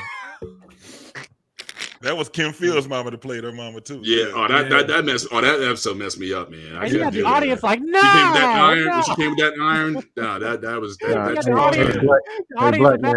no. So y'all put Janet Jackson out of there too? Well, certain professions. Yeah, she out of there. Certain professions create unmarriable women. She done. And Hollywood helps promote unmarriable women. Man, Poppy is going strong for Oprah, man. Come on. Okay, Poppy, listen. Poppy wants them. Hey, Bernard. Poppy wants them coins. Okay, that's why Poppy going so hard for Oprah. Let's do Jennifer Lopez. What about Jennifer Lopez? No, fuck her. No. In Living Color, yes. No. Hey, Lou, I'm gonna bring you right back in about 10 seconds. I'm gonna let OG come up for just about a minute or so, and I'll bring you back. All good. All right. I'm not with the. What's wrong, J-Lo? What's up, OG? How you doing, man? I'm doing fine, man. What's going on? Move your camera over. Good to see you, man. Good to see you, brother. Yeah. Good to see y'all too. When you a cameraman or something, get your light on. Now, who's responsible for this unwarranted attack on my person? That's what I want to know. Hey, Black Man, don't forget Angelina Jolie too. What about Angelina Jolie? She had a run. Look, she had a run. They had like 6, 7 Angelina Jolie from Mr. and Mrs. Smith. Yes. Yeah. Don't do that now. Why y'all stop lying, man? Y'all know damn well if Oprah was to offer y'all some shit, they'd be calling y'all Mr. Oprah. Y'all know damn well y'all go ahead and get it. I said yeah. How I'm gonna do it? I can't get hard. I'm gonna rub it around the edges for a few minutes. Thank you, Dusto. I'm gonna just rub it around the edges.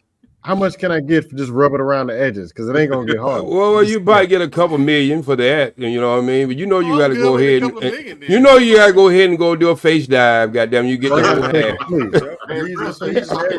get the whole half. You get a face dive in there. You bald head. I'd rather put my face in BMU's fireplace behind them. Y'all mean to tell me if Oprah, you went out to dinner, you met Oprah at a dinner, and she was saying, you know what? I'm very, very, very horny tonight. Which Oprah?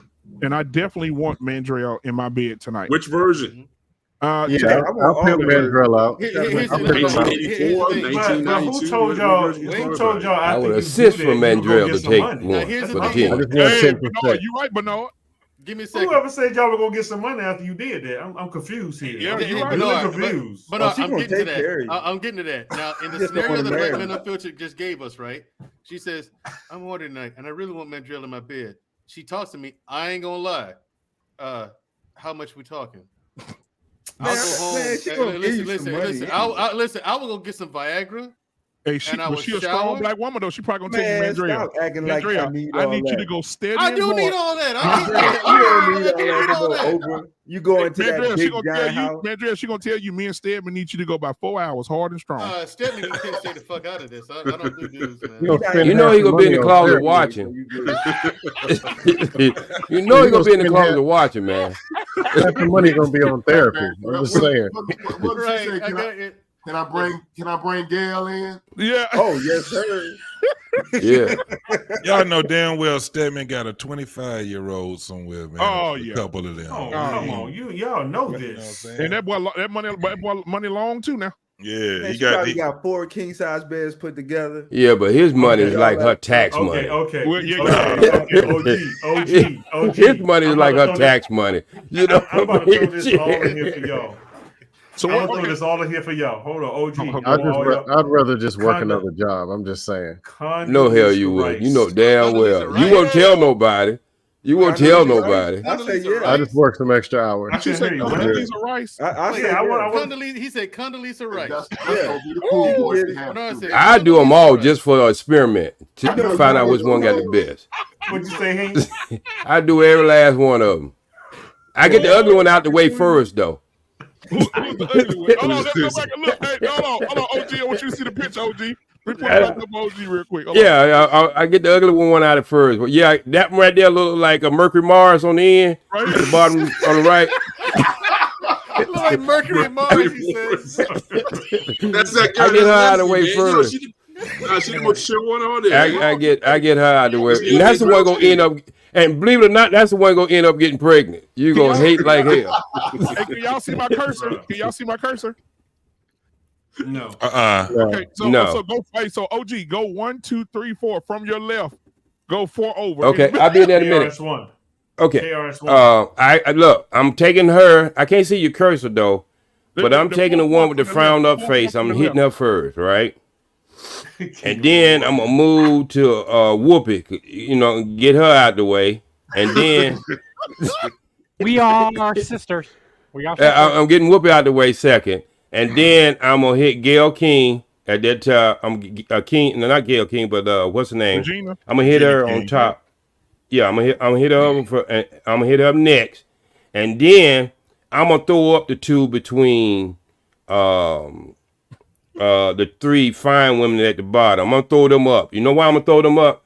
Cause my girl been known, she get mad at a man, she wanna cut his thing off. So I'm gonna have to like ease her to the corner. You know, she been known to say some shit like that. Yeah, that's why men don't stick with her. All right, that's why she can't keep no man. But then I'm saving Oprah for the last. Oprah is the one I'm gonna save all my energy for. That's the one I'm gonna get the duct tape and the popsicle stick. Even if it don't go up, it's going in. Because I'm telling you. Popsicle sticks. Popsicle sticks on both sides, wrapped up in duct tape. So either way, Surprise, motherfucker. I'm gonna say, surprise, motherfucker. Here come Oprah. And look.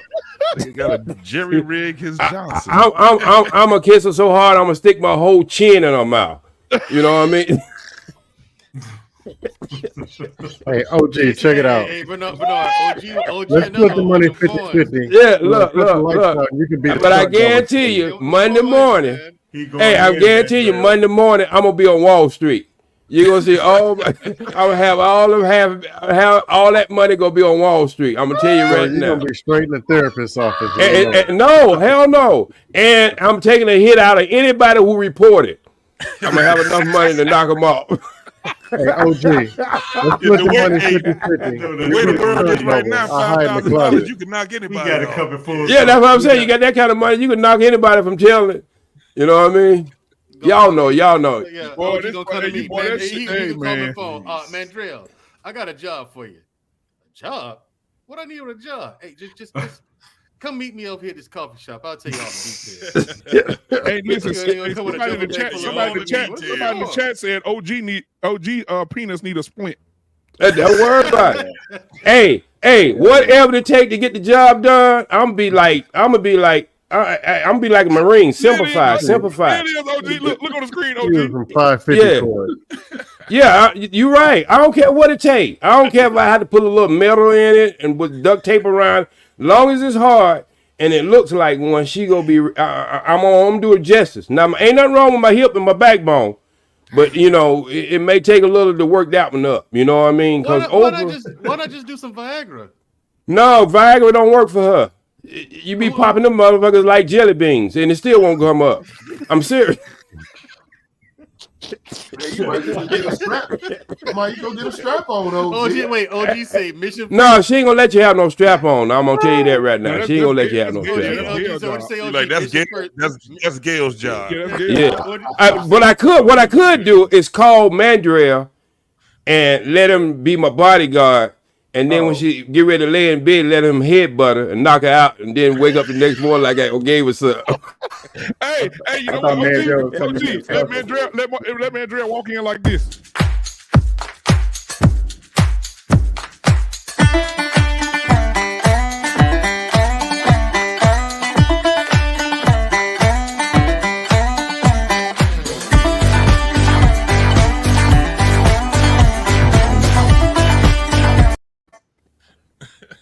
Yeah, that's what you got to do, Mandrell. You gonna have to get under the bed and take care of the light work. Mandrell tell you some bullshit. If that was gonna stop a war, he would go in there and do Oprah. Oh yeah, he would. Oh yeah, he do. With no ifs, ands, and buts about it. But I did. Y'all had something serious. I wanted to ask you a question. You think if a girl it was in the battlefield and bullets started being, too many bullets coming over her head, you think if she get up and twerk, she can twerk fast enough to make a bullet bounce off her ass? Not if she fighting in Afghanistan because they don't want her. I'm just saying, can she twerk fast enough to make it bounce off her ass? No. Ricochet or something. No. Ricochet. OG. The way you going home is shot, motherfucker. What the hell you think you're doing with that little shit?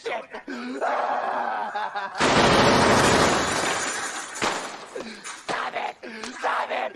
Don't shoot that little motherfucker no more. That's the same way Stepman go sound once I go in there and do the work. He gonna know half his money gone. He gonna sound just like that. So let me ask you, Black Man Unfiltered. Yeah. Would you do her? Yeah. Consider it done. Yeah, that's what I'm talking about. How about you, Dusto? I missed the question. I zoned out. For Oprah. Oh, it ain't gonna happen. Could you just go ahead and put a flag over her head and do it for the country? I'd rather stick my meat in Black Man Unfiltered's fireplace, to be honest. I thought you were getting ready to say stick your meat in Black Man. I was like, well, fuck, that ain't a good choice. You better watch how you start naming a man before you start saying stick it. Oh shit, boy!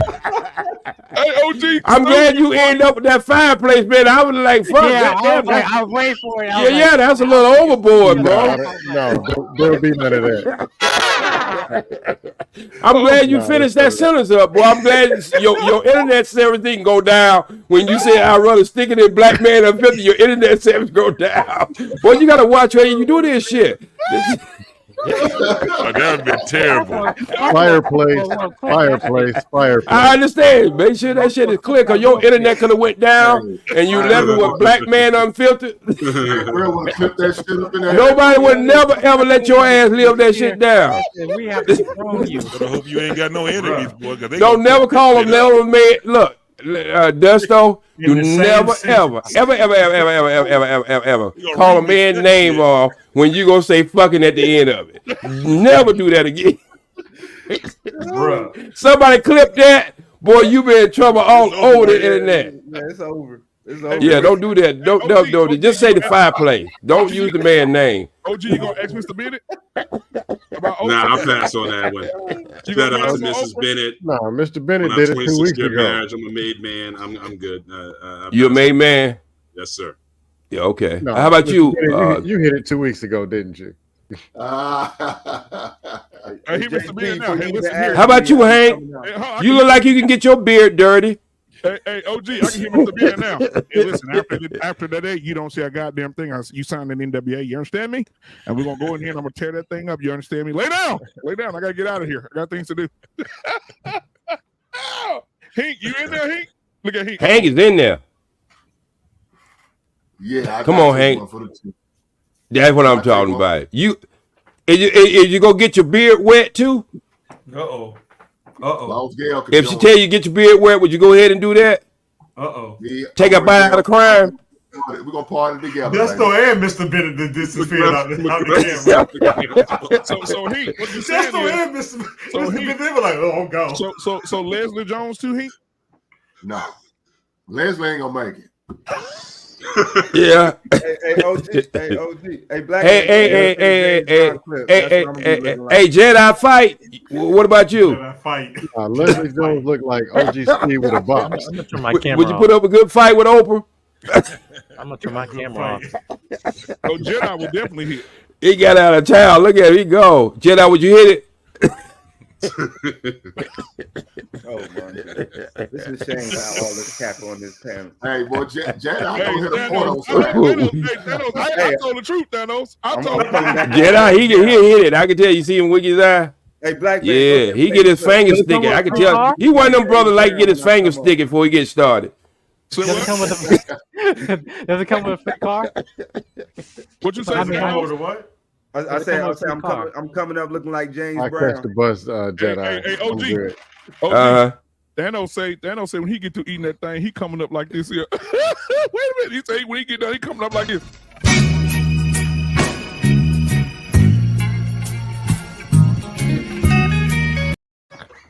Somebody get down and do my thing. I done grew hair and everything. Yeah, I already know we be knowing pussy up there in the corner. We be knowing what you say. I know when he come up, he gonna look like a glazed donut when he come out between the legs. Oh, man, get it, man. Mandrell, that boy said we be knowing pussy, bro. Hey, look, He got the right name for this. Hey, he got the right name for this goddamn fight here. Hey, man, just trying to hide. He don't want that question asked to him. Come on, man, brother, be hiding. Oh, man. OG, you got me crying, bro. I can't do those. Oh, OG a fool, man. Crying, boy. We be knowing it. Oh my God, bro. Oh, Bernard, come on, Bernard. Come on, Bernard. Yeah, Bernard. But Lord. Lord. I ain't Twan. Oh boy. Bernard, you hit it. Hey, I'll take one for the team. You take one team? Yeah. See, these the good brothers. See, these brothers, the good brothers. They understand what's going on. I can't help y'all. I know. Oh, Dusto, he's somebody he can't help her. He'll suck her titties till milk come out of him. I already know this, brother. Hey, matter of fact, that's what we're doing for free. Wait a minute, I got a bowl of cereal. Wait a minute. Yeah, that's what I already know this, brother. Talking about he won't do it. Talking about he won't eat nothing. He been ate a hole in the mattress trying to get to it. Would you say he gonna be like Miss Sophia? He said, "I've been waiting for a big woman like you because that's why I got all these big muscles." Not with the big women. Can't do it. Nah, to the fat hoes, baby. I'm slimming down so I can get a slimmer lady. Come on, Yeah. You love too, Craig. Oh my goodness. Jujitsu master. Jujitsu master. A lady told me that.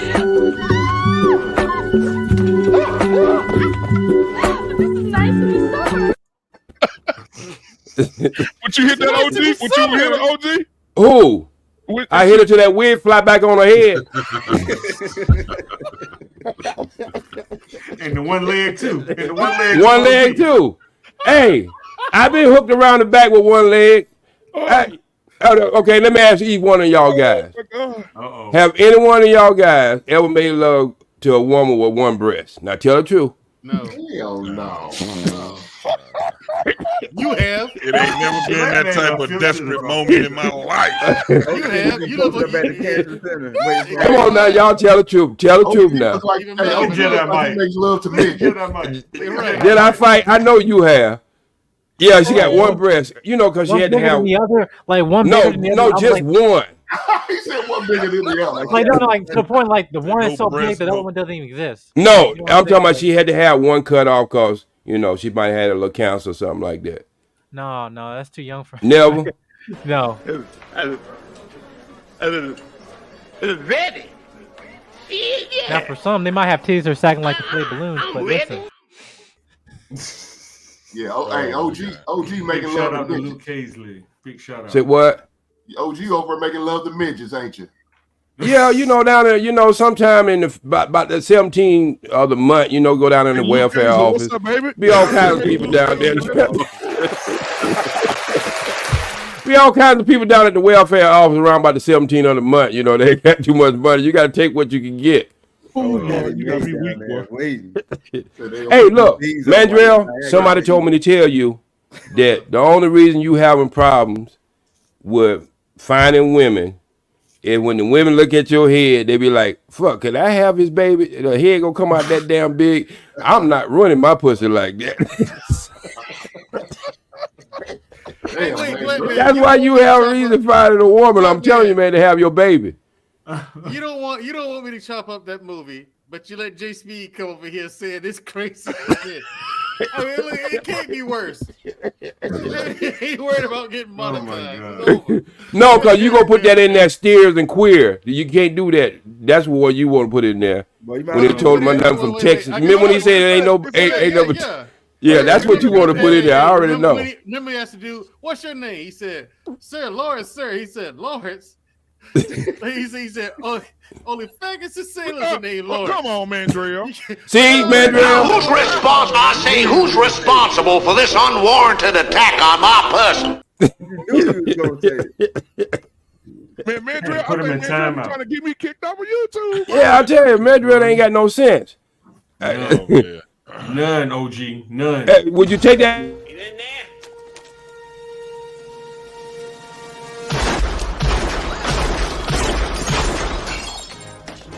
Still in there, he ain't happy. He beat. Man, boy. It's funny you played that because Regina Hall used to date him for a minute. She did. Yeah. Well, you know, for a minute. You know why you haven't seen him too much? He's suffering of diabetes real bad, man. He is. Yeah, he is. Yeah, I seen him at Santa Monica. We spoke. You know, I was like, look, man, you know, I got some stuff for you, but you know, people look at you strange, man. I worked with him for 2 years, but did the first movie, Last Boy Scout. And I'm trying to tell him, man, but you know, sometimes them people get so tied into them white coats, man, they ain't gonna listen to nobody else. You know what I mean? Right, you know what I mean? I said, look, man. Yeah. You know, so I seen him at Santa Monica, man. He wasn't looking too good. You know. The last thing he was in was when they Lethal Weapon. What's the white dude that did all the shows like Good Times and all that? When he did all the and Kevin Hart was in it. Yeah, he did Lethal Weapon too, though. And him and old boy got into it. Yeah.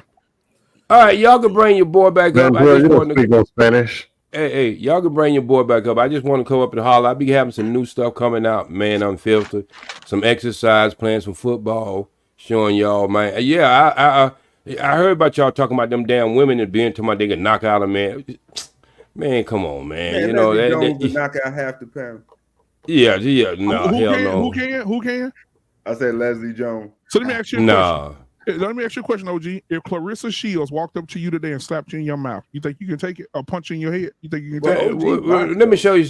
Let me back up and show you something, Mandrell. And let me show you something, Black Man Unfiltered. If you pull your dick out, I'm turning the camera off. No, I'm not going to take my dick out because I don't want to embarrass nobody on the panel. Okay? Hey, just keep it from the fireplace. Let me show you something, man. Anybody want to see this shit? No, he gonna be like the dude. Oh my God, he about to start Let's think about it. She slapped me on that side right there, right? Go ahead. And say she slapped me right there on that side, and I tell her hit me on the other side, and I step back just like this, and I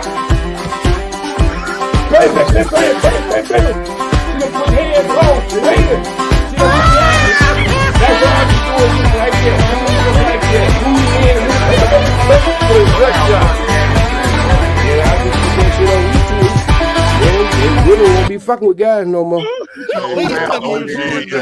Please tell me you're recording that. Oh my God!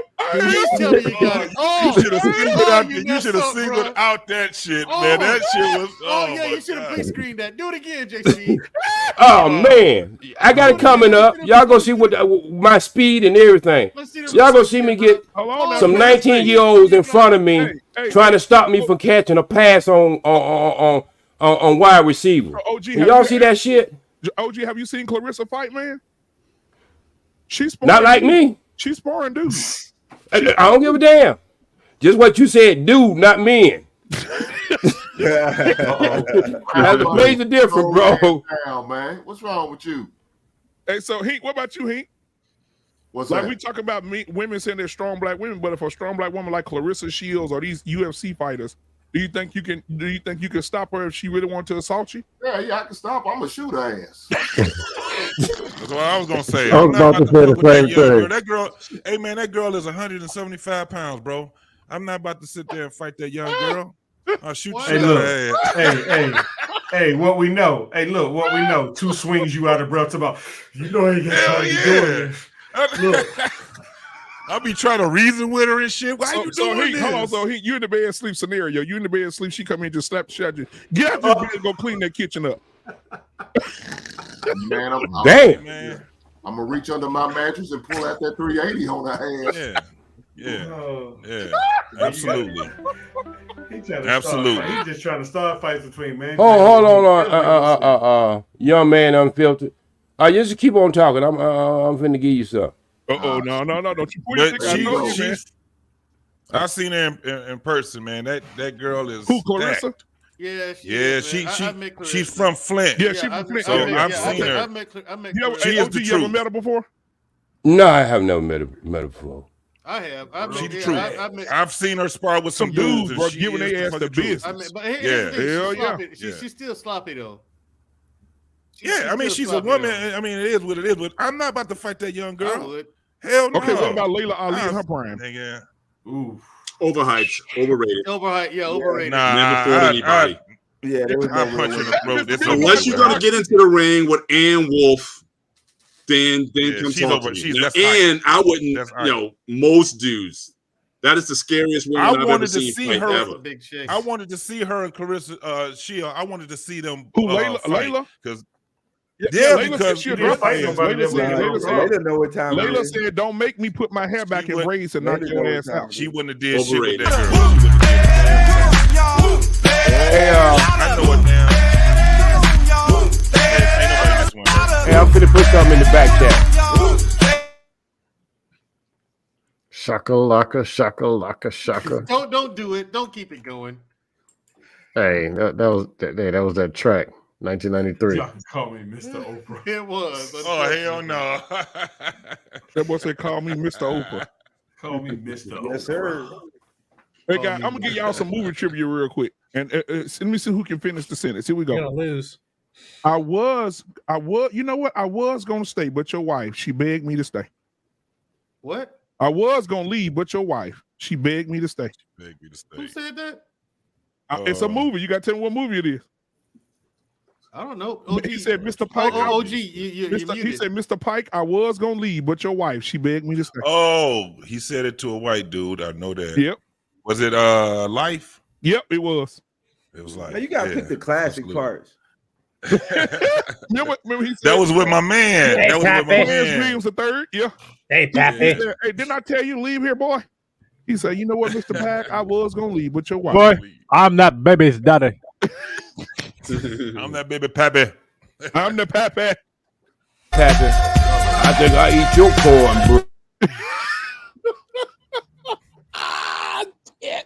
Hey, that's a classic, though, bro. Yeah. Hey, Black Man Unfiltered. Yeah. Give me the 30 seconds on that. What I put in the back chat. The underground sound that you have found amazing, outstanding, demanding, you people can. What the hell he done sent me? I don't know. And make sure you screen it first. Yeah, I'm doing it right now. No, I see. Hey, boy, wait a minute. Ah, man, show everybody. Was OG Jerry Curl Day? Yeah. He said Jerry Curl days. OG got some weave in his hair and everything. I'm gonna show y'all.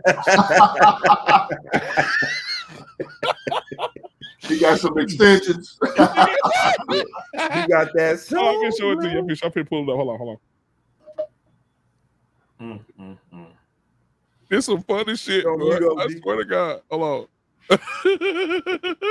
Come on, OG. What you presenting us? I know OG got an S curl. When he was young, when he was on that movie Congo, you know, I've seen that movie like 1,000,000 times. You know that, OG. You muted, brother.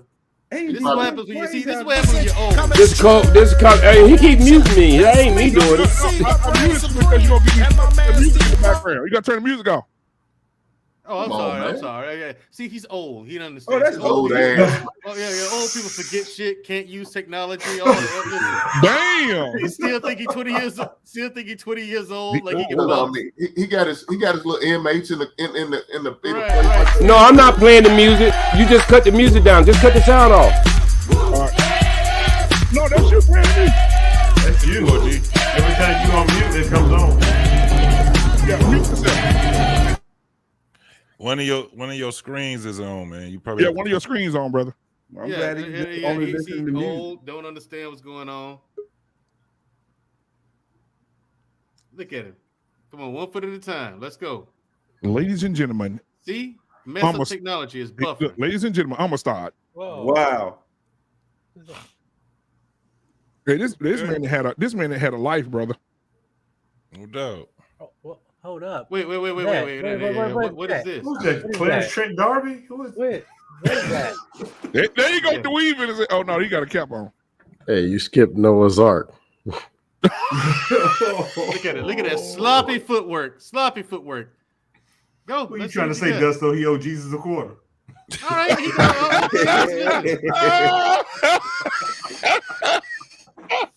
Hey, new edition want their footwork back. He always talks football. He's been knocked out by now. But here's the thing. He knows what he's doing. You can tell he's trained. But no. I'll give him credit for that. I'll give credit where credit is due. Not somebody Hey, Mandrell. OG, Right. how old are you right now, OG? I'm 6'3". I still put my knees and my head together. So I'll tell you, I want to see a match between you and Mandrell. Oh shit! You get fucked up. Oh, whoa! Shots fired. Shots fucking fired. Oh, ready to rumble. Jeez. Ring the bell, Black Man Unfiltered. Hell yeah, let me ring it right now. Shit, I ain't know. He's stretching. Look at him. He's gonna be like the coach from Rocky. Throw in the damn towel. Throw in the damn towel. That's what he looks like, isn't it? That's what he looks like, isn't it? How about throwing in that wave cap? Oh my god! Hey man, that was at least you know what though, man. I don't know, bro. In that scene with you, Jenny Moreno, that's not funny. Do y'all think he should have let Apollo die, man? Yeah, we saw that scene. They let that man. I mean, it's no different than a scary movie, man. Come on, we always that. All right, let me stop. He might have self-deleted himself after that. That's true. Exactly. It would have been a better revenge story. You know, him avenging him, but then still, like we wouldn't have gotten the story. Well, it's like. Did y'all see that special cut? Rocky 4? No. No. Yeah, Stone. He released a special cut. It's a little rough, but it's deleted scenes in there. It was definitely it was an interesting take on it. Yeah, well, guess what? You know who they're shooting Creed 3 right now? They got what's his name? Jonathan Majors. So he playing Mr. T's son, I think. Oh yeah, man. they were talking to Deontay Wilder about that at first, about him playing Clubber Lang's son. Deontay Wilder 6'7" though. Michael B. Jordan only like 5'10", you got issues, Jedi Mike. You got issues. What are you talking about? Who are you talking to? Shit. Guy Jordan last time was like 6'4", 6'5". He looking like a younger OG. Is that your son, OG?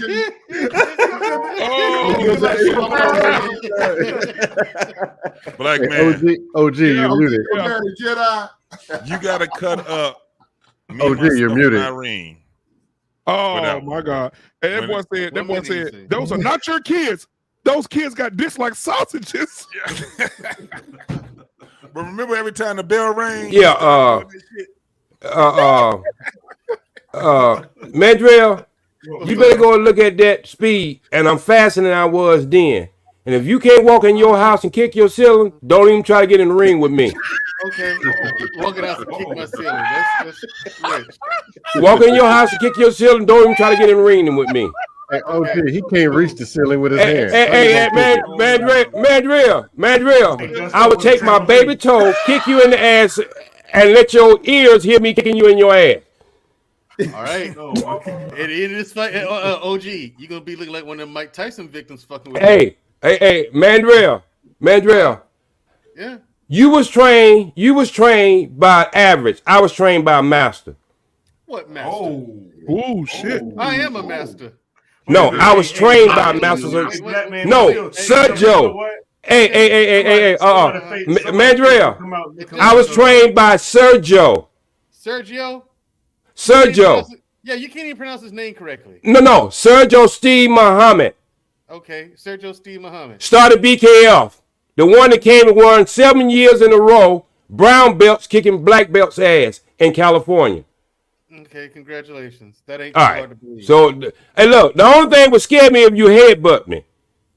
Hey, listen, I'm not Evander Holyfield, okay? Huh? I'm not Evander Holyfield. I'm not finna headbutt nobody. Oh, okay. When I put these paws on your ass. Okay? No. You don't know the snake, boy. You don't know the snake, boy. Motherfucker. Snake. You don't know snake. You don't know snake, the cobra, the snake, the crab. You don't know the crab. No, I don't know crabs. Okay. I ain't never had them. You don't know the finger poke. You might have caught crabs before, but not me. I don't know. You got to know the crab, Mandrell. Why gotta know the crab? Would you want me to set up my camera and let you see me kick my ceiling right now? I know that's what you want to see. No, I don't. You want to see a 63-year-old man do that? No, the thing is, OG, the difference between the ceilings don't kick back like Bruce Lee said. Wait. The difference between you and me is I can afford tall ceilings. Okay. Oh, okay. So that's the thing. You can't. Well, my ceiling is my ceiling is 11 feet high. No, it ain't. No, Yes, it is. No, my ceiling is 11 feet high. Mine's 15. Well, I can't kick you on 15, but I can kick the 11. Mandrell.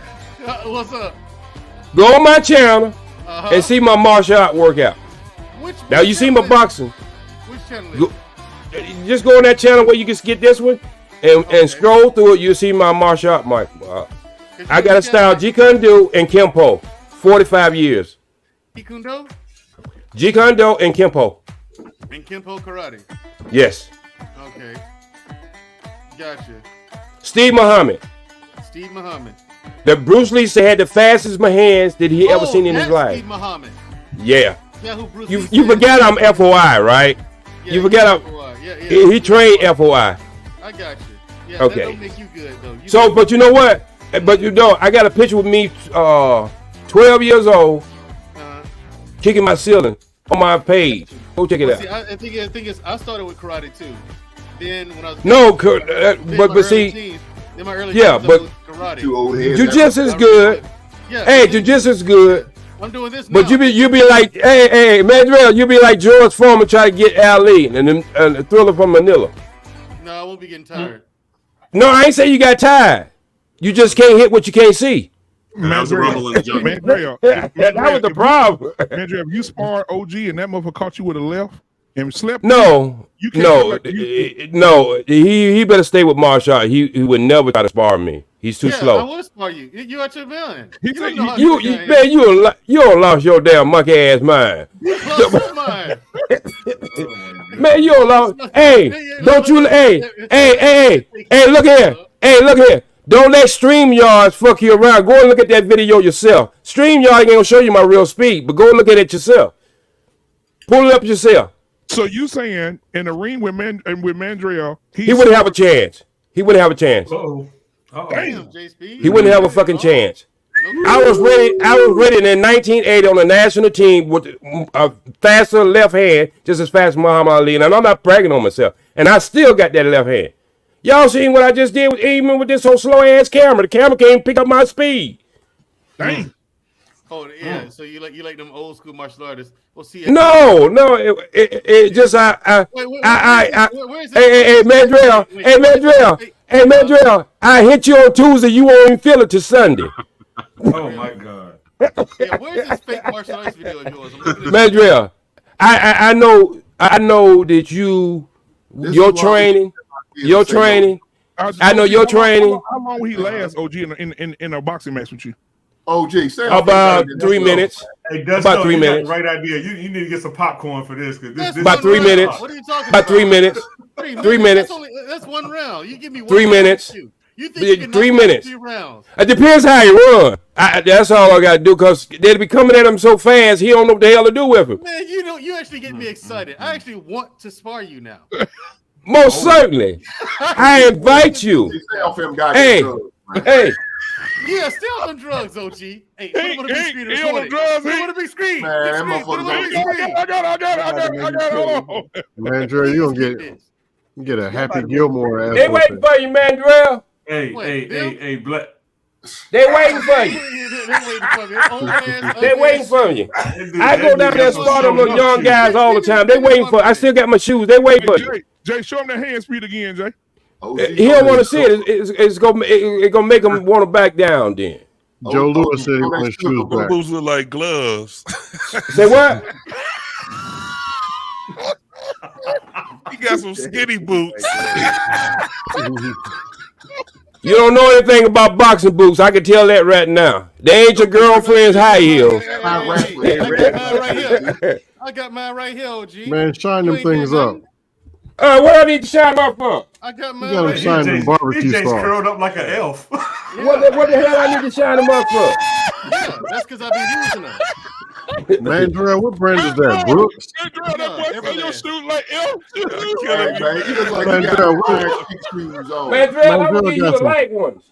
Mandrell got some flaky tonics. I'm gonna give you the light ones so your speed will be a little fast. Michelin actually makes the sole for this shoe. Mandrell, those are the boots. Okay. Those are the boots from the movie Glory. No, they're not. I ain't let somebody do the dishes. Don't worry about I it. got mine, OG. What you want? Hey, hey, Mandrell. Yeah. I'm gonna give you the light ones. The light ones. I'm gonna give you the light ones so your head will be increased. I'm gonna give you the light ones. Mandrell, I'm gonna give you the light ones.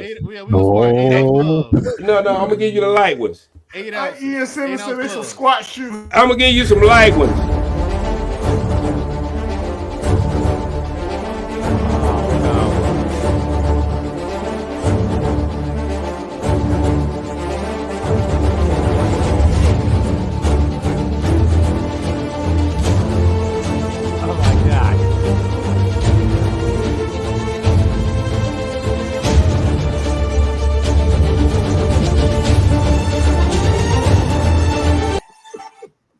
I can't do it.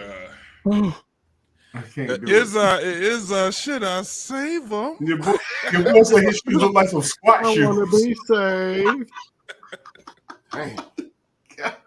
Oh my God, boy! Oh man, y'all got my damn hey, OG, they say you got bro. the OG. They say you got them Jack Johnson 1000s, man. Them Jack Johnson 1000. What's wrong with you?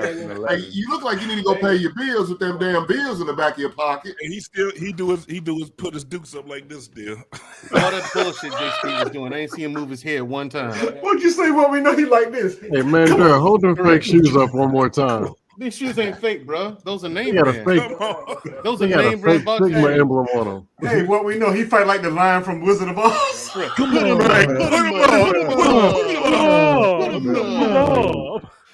I fight you with one hand behind my back. Got sweaty pants.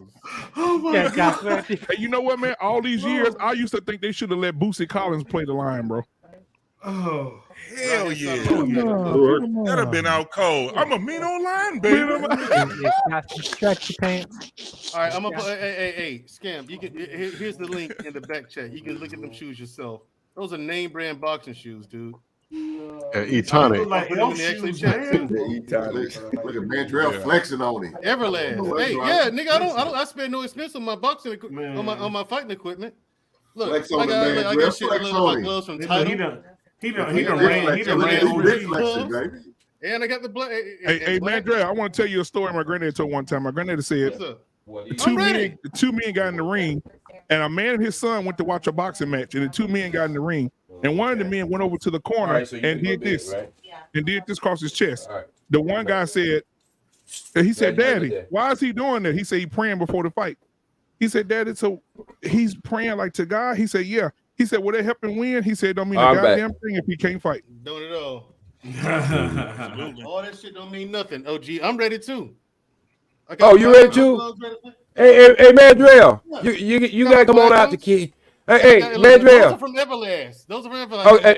Okay. Mandrell, OG said, "Are you prepared to come to Los Angeles to get your ass knocked?" No, I will. Just to whoop that ass. Yeah. Come on down. Wait a minute. Give yourself 2 weeks because you're gonna need a week and a half to heal. No, you need a 2-week vacation. Hey, what we know. Hey, Black Man Unfiltered. Black Man Unfiltered. Hey, Black Man Unfiltered. Black Man Unfiltered. I can't do Mandrell like that. I tell you what, I tie one hand behind my back. I can't do him like that. Hey, what we know? Have y'all ever seen the soldier story? Have y'all ever seen the soldier story? You can't slip punches. I'm gonna try to make it fair, man. I can't do that. Have y'all ever seen the Black Man soldier story, Unfiltered. man? You need to find that Martin Lawrence face after he went in the ring. Yeah, that's the way Mandrell gonna look. No, it ain't. You was the one on that episode. Yeah. I was on that episode. Yeah, believe it or not, I was on that episode. Yeah, he was. Okay. He was. I saw him. You know why they called me in, right? What? Because Mark Breland, I was his sparring partner back in 1982 when he won the world championship from the Russian amateur championship. Yeah, I remember. I worked him out for like a month and a half down in South Carolina, Denmark, South Carolina. So they called me on that film because, believe it or not, at one time or another, Tommy Hearns would not even spar with Mark Breland. That's how good Mark Breland was coming out of the amateur. Because he figured he had to hurt Mark Breland to make him stop. But then Mark Breland made that movie. Mark Breland used to work out 9 hours a day. But when he made that movie with the white boy, he stopped going to the gym. He started doing other stuff. So Mark Breland was an excellent boxer. But I come out of the gym with Kevin C. Brooks and Holyfield. Hey, now, Same gym. Chester Cat, a lot of overweight men talking to two professional fighters. Hey, the Chester Cat, listen, man, me and you can be on the undercard. Now, as we talking. Oh, hell.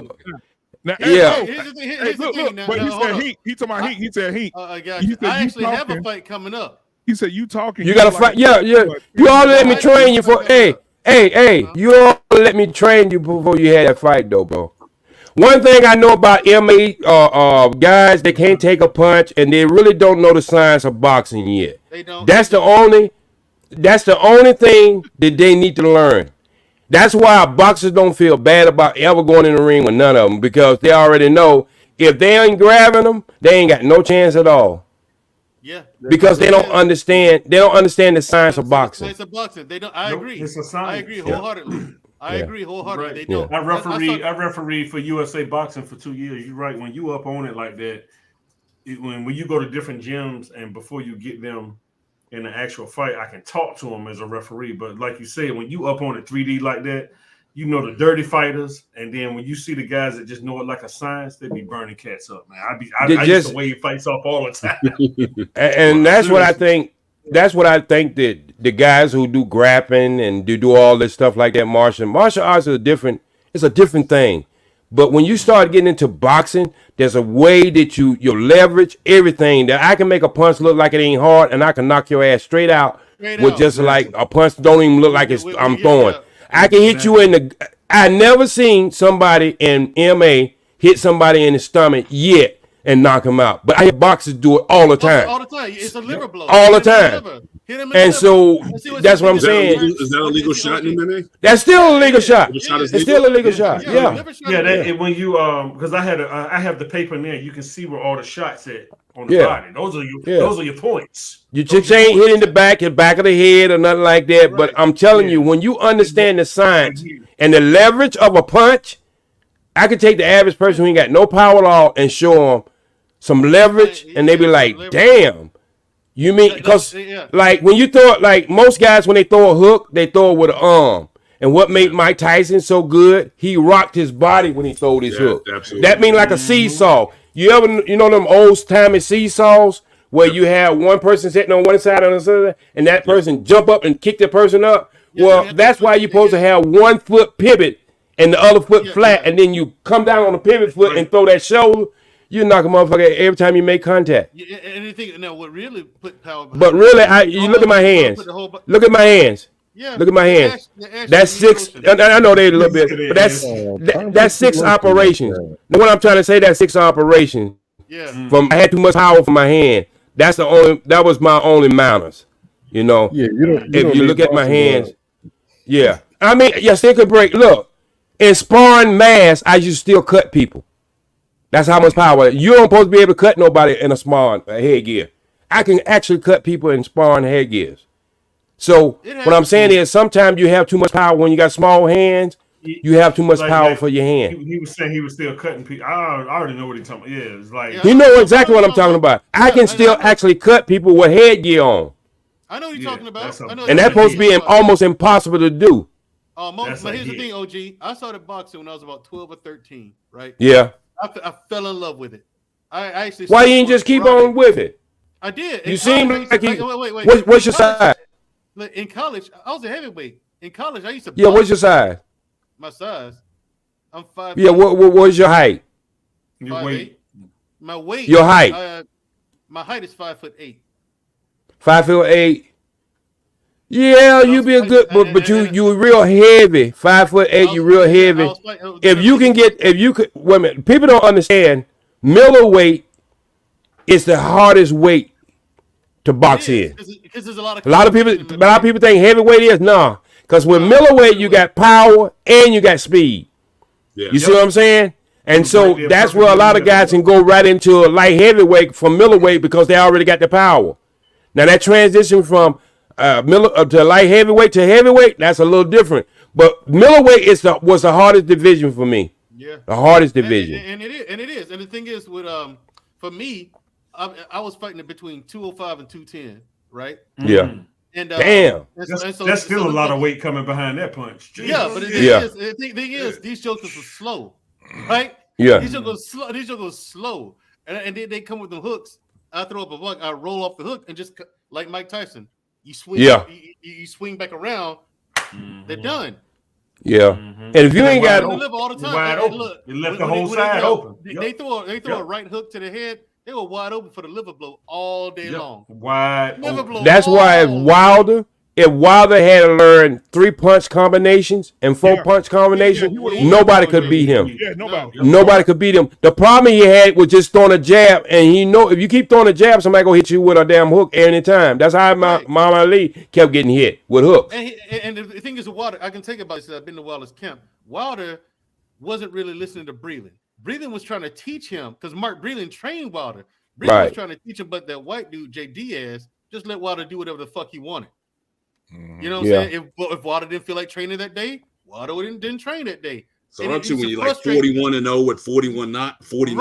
I mean, right. It used to frustrate Breland to no end. Breland almost quit quite a few times. You know what I'm saying? And that's a tough horse to break though. When you're that successful, like I don't know of any other fighter who have been more successful with one shot. Because his jab isn't even he don't even throw a jab to land the jab. He throws the jab to set up the right. He just blinds you with the jab, but then he comes with the right over top. With the right cross. And then that 1-2 combination, he didn't even need the jab, really. Like when he fought Ortiz that second time, going back with that cross. And that's the first time I've seen somebody knock someone out by punching him in the forehead. He punched Ortiz in the forehead. Was you ABF or AAU? I started off with AAU. Was you ABF? When you start off boxing, were you sanctioned at ABF? See, I started off with AAU till they started stealing money, and then we switched from AAU to ABF. Yeah. So AAU used to be all amateur sports. It used to be all amateur sports. Yeah, you're right. You're right. Cause see, I started when I was 9 years old. 211, 212. Yeah. Hey, what happened to I Know Pussy? Where he went at? No, it ain't right down the bottom. He got. I was gonna say, but what OG, I thought he had left. Well, OG and Mandrell. Like, I know something. Shit. That's why that footwork is so important, because people don't understand. These two guys know what I'm about to say. Brother. When you got to come around. All right, fellas, y'all be safe. And when you come around with that footwork, they got wide open. Hey, don't get in no trouble. Yeah, don't get in no trouble. Later. Yeah, you're right. You're right. The Twin Towers is gone. Don't get in no trouble.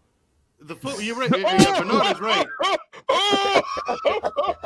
Go over here with your old ass.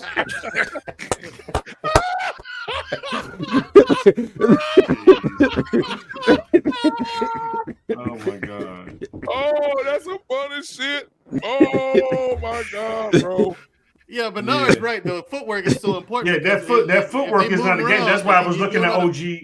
That's why I was looking at OG stuff, because people don't, like I said, when you in the ring, I used to try to tell them young boxers, I'd be like, hey man, you got to get your footwork right, because if you don't come around quick enough, somebody like Mandrell or OG, they gonna catch you because your footwork not quick enough to get out of the way of the punch. Yeah. And a lot of them young guys don't understand. A lot of guys they don't know how to slip. They don't know how to slip. They don't understand the footwork. And I'm sitting up here. Yeah. I mean, weaving and bobbing is pretty much out of the. Yeah, his internet's cutting out. Yeah. But he's right. Bobbing and weaving is kind of out of it, but that's something I focus on. I still to this day focus on the head movement. Mark Breland was the best at this right here. Mark Breland didn't do a total weave. He did a turn to the side. Mark Breland would do just like this. Like this. He would never go under, come back, and do like this. Let me tell you the biggest. Yeah, but Mark Breland's like 6'2". Yeah, that's what I'm saying. So he ain't had to go down. He had to go down to the side of the man. That would have been stupid for him to do so. Yeah. Right. See, for me, I had to learn how to bob and weave, and I had to learn how to slip punches. And see where I'm from. Punches. See, I'm right here. Yeah. I'm right here where Sweet Pea was from. And Sweet Pea. Okay. Where you from? Yeah. Okay. No doubt. Sweet Pea's just like. Yeah, and also man, his life ended tragically, boy. Hold on, stuff like right up the street. Tragically, bro. Like OG, stuff like step backs and sway backs. I was really good at that shit. Yeah, I used to bait people into the corner.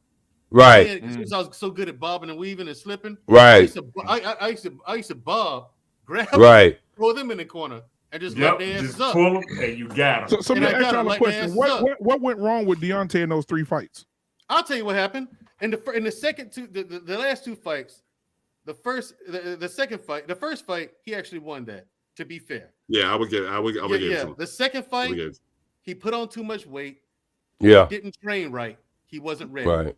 His conditioning sucked. Yeah. His third fight, he put on the weight again. He kept the weight on. Yep. And it didn't help him.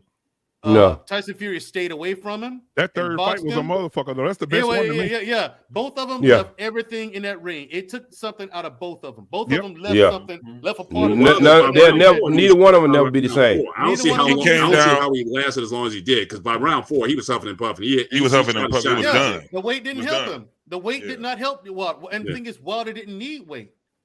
Right. He's a lighter heavyweight. He's a lighter heavyweight. He was staying away from Deontay ass, though. He was staying away from his ass. He lost all 3 fights. No, he didn't. That first one, you do that count. Fury was down. He was out there. Yeah, he was down. He was down more than 10 seconds. That ref gave him grace. The ref admitted later on that he gave him some grace. Yeah, I don't like what this. I mean, Bernard, you might notice. These refs, like nowadays, they want to basically give the fighter a test. So walk to the left and walk to the right and come to me and all this kind of stuff. It's like you giving the fighter a chance to recover. Well, so I don't understand. That's a change. They didn't used to do that before. I would have the young kids. I would have the kids like up to like 18. So first of all, I'm gonna protect the kids. And Mandrell and OG know what I'm talking about. It's like when I just see. Now, what I do, first thing I do, I back up so I can see their whole body, because if I'm just looking at their face, I can't see their knees wobbling. Right. So I back all the way up and I'm looking. Your knees wobbling and you got a daze in your eyes, I'm done. I'm like, no. Right. Yeah, that's a coordination check. Yeah, you're done after that. You're done. Remember that first, let me tell you what a disservice. Hold on. Remember that first fight between AJ and Ruiz? Man, Ortiz is fast, boy. Right. And Ortiz when AJ lost. Now when AJ got into that, he went down like 6 times in that fight. So the last time when AJ was in the corner, ref said, "Come to me." AJ's like, "Yes. Are you okay? Yes. Step towards me. Okay. Step towards me." If he staggers, All it's a wrap. All right. No, he didn't stagger. He just sat in the corner like this. And Mike Tyson said that. Mike Tyson said when he was in the corner, he was coming to his mind was all fucked up, and he wanted to come back in. He wanted to come back in the middle, but his mind was so fucked. His mind was good Mike Tyson. His fucking body was out of this. Fucking body was done. That was an awesome Mike Tyson, Black Man. It was. Now, here's the thing. I'll tell you this. Yeah. I've never been knocked out nor staggered or anything. You gotta stay the fuck away from me. In an actual sanctioned fight, but in training, I've had all of the above. And your jaws always stay. Hey, your jaws always stay sore, don't they? It does. And in the my jaws through training, my jaws always stay sore. You always doing like that because you're getting cracked because your jaws are you're moving. Yeah. Let me tell you something. Was the biggest disservice to boxing? If it wasn't for a woman, Don King, and his original trainer dying, y'all would have seen one of the best heavyweights ever stepped in the ring with Mike Tyson. Yeah. He would have been the greatest of all time. Talented for sure. What's his name? How you pronounce his name? Custamato. Yeah. Custamato taught Mike Tyson how to throw 3 and 4 punches at one time, never throw single punches. Yeah. So he would weave and bob, and when he hit you in the kidney, you had to be where his next shot was going to be, because that's how much power. Even if your arm was down there, his power was going to put your body. See, this is what people don't understand. When you see people throw punches, a good fighter is throwing a punch to get your body in a certain direction for the next punch. Exactly. Yes. Exactly. So I know if I fade to the right and make you shift to the left, because I'm not going to your power, make you shift to the left, I know that's where my next punch is coming at. So you go walk into that punch. And that's what Mike Tyson was good at. He hit you with a body shot first, then he come over the top with a hook, and then he got the overhand coming and hitting you right in there. So 3 shots. Right. That's why guys was falling. And if it wasn't for the woman, Don King, and that man died, you probably would have seen almost an undefeated boxer. And you know what though? And even like, look how life lined up for Mike though. Cause they said, "Mike, what was your first fight?" Mike said, "I was my business and I love pigeons. I love pigeons." And so I was down there playing with the pigeons, and one of the guys came down, started fucking with the pigeons. He broke my pigeon. He broke my pigeon's neck, and I knocked his ass the fuck out. You put me in jail. That's why I miss Custamato, man. He's so amazing. He brought me into his house. His wife and his kids. He treated me like a son. Everything. He treated me like a son, and so I love him. He told me how to fight. My left hook right. I had 2% body fat. My first fight, 2% body fat. I was knocking motherfuckers out, man. He died, man. Everything went to hell. Don King fucked me real good. He took all my fucking money, man. Scare me, dog. He beat Don King up. He got in trouble. He actually hit him. Dude, that motherfucker said, he said, I will make $35 million. Don King would take 30. Give me 5. Sick motherfucker. He was an asshole. He took all my fucking money, man. He's still, and I let him take advantage of me, man. I make 30 million. And you know what? And he hated Mike Tyson. He hated Holmes for beating Muhammad Ali. He hated Holmes. Yeah. Oh yeah, he beat the fuck. He hated Holmes for beating Muhammad Ali. He said he couldn't wait to get in the ring with Holmes. Hey, you want to know something, OG? I hated Evander. I wanted to fight Evander Holyfield ever since he first beat Mike Tyson. Evander Holyfield beat your ass. I hated Holyfield. Holyfield is an overhyped roid. Y'all don't understand. Holyfield was a cheater too. He was butting Mike Tyson the total time. And y'all don't understand. When you button people, you're really trying to end somebody's career. Holyfield did butt him the first round. That's why he got so mad he just bit his damn ear. But they asked Holyfield though. They said, Holyfield, how was the fight? Well, I was that ring, man. I tried my best to get on there, and Mike, I got close to him. That motherfucker came up, and then all of a sudden I felt a stop pain in my ear, stop pain, right in my left ear. Said he bit my shit. It was blood everywhere. Hey, let me tell you something about Holyfield too. All right, I met Evander Holyfield. Spent 3 days with this. That's a big motherfucker, boy. Listen, spent 3 days with this dude, right? Fast forward, like 9 months later, Wait a minute, man, Drew. What you mean you spent 3 days with this dude, man? No, it was at the Boxing Hall of Fame. Y'all gotta slow down with this. Y'all gotta make these sentences complete. No, it was at the Boxing Hall of Fame, man. You know what I'm saying? Oh, okay. Y'all gotta make this shit complete because they're gonna be cutting this shit up now. Come on, you spend the night with Holy. I didn't say I spent the night with him. Phil. Man, listen. I said I met him in 3 days with the guy. OG stupid, bro. I'm about to slide out. Here's the thing. Y'all take it easy. All right, that's my man. Appreciate you, boy. Take it easy, Dusto. Right, Yeah. And where you get that purple ass goddamn rainbow goddamn mic? No, that's a popular mic. Everybody got one. You gotta watch out with all these damn colors and rainbows now. Goddamn, don't come back on there with that shit no more. Looking like you trying to start a rainbow coalition over here or something with all that damn colors. No, but what I'm saying is, fast forward a few months, less than a year later, I see him again in Atlanta, and I said, Evander, what's going on? I said, Evander, what's going on? He said, hey, how you doing? I said, what's up, real deal? It's been a minute, but it's good to see you again. He's like, hi, I'm Evander.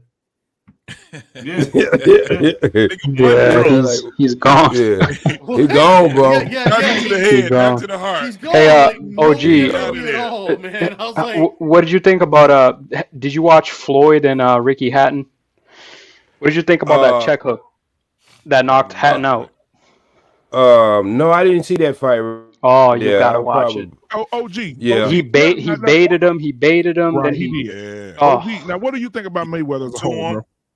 Mayweather, you can't give him nothing but props, bro, because he stayed with the signs.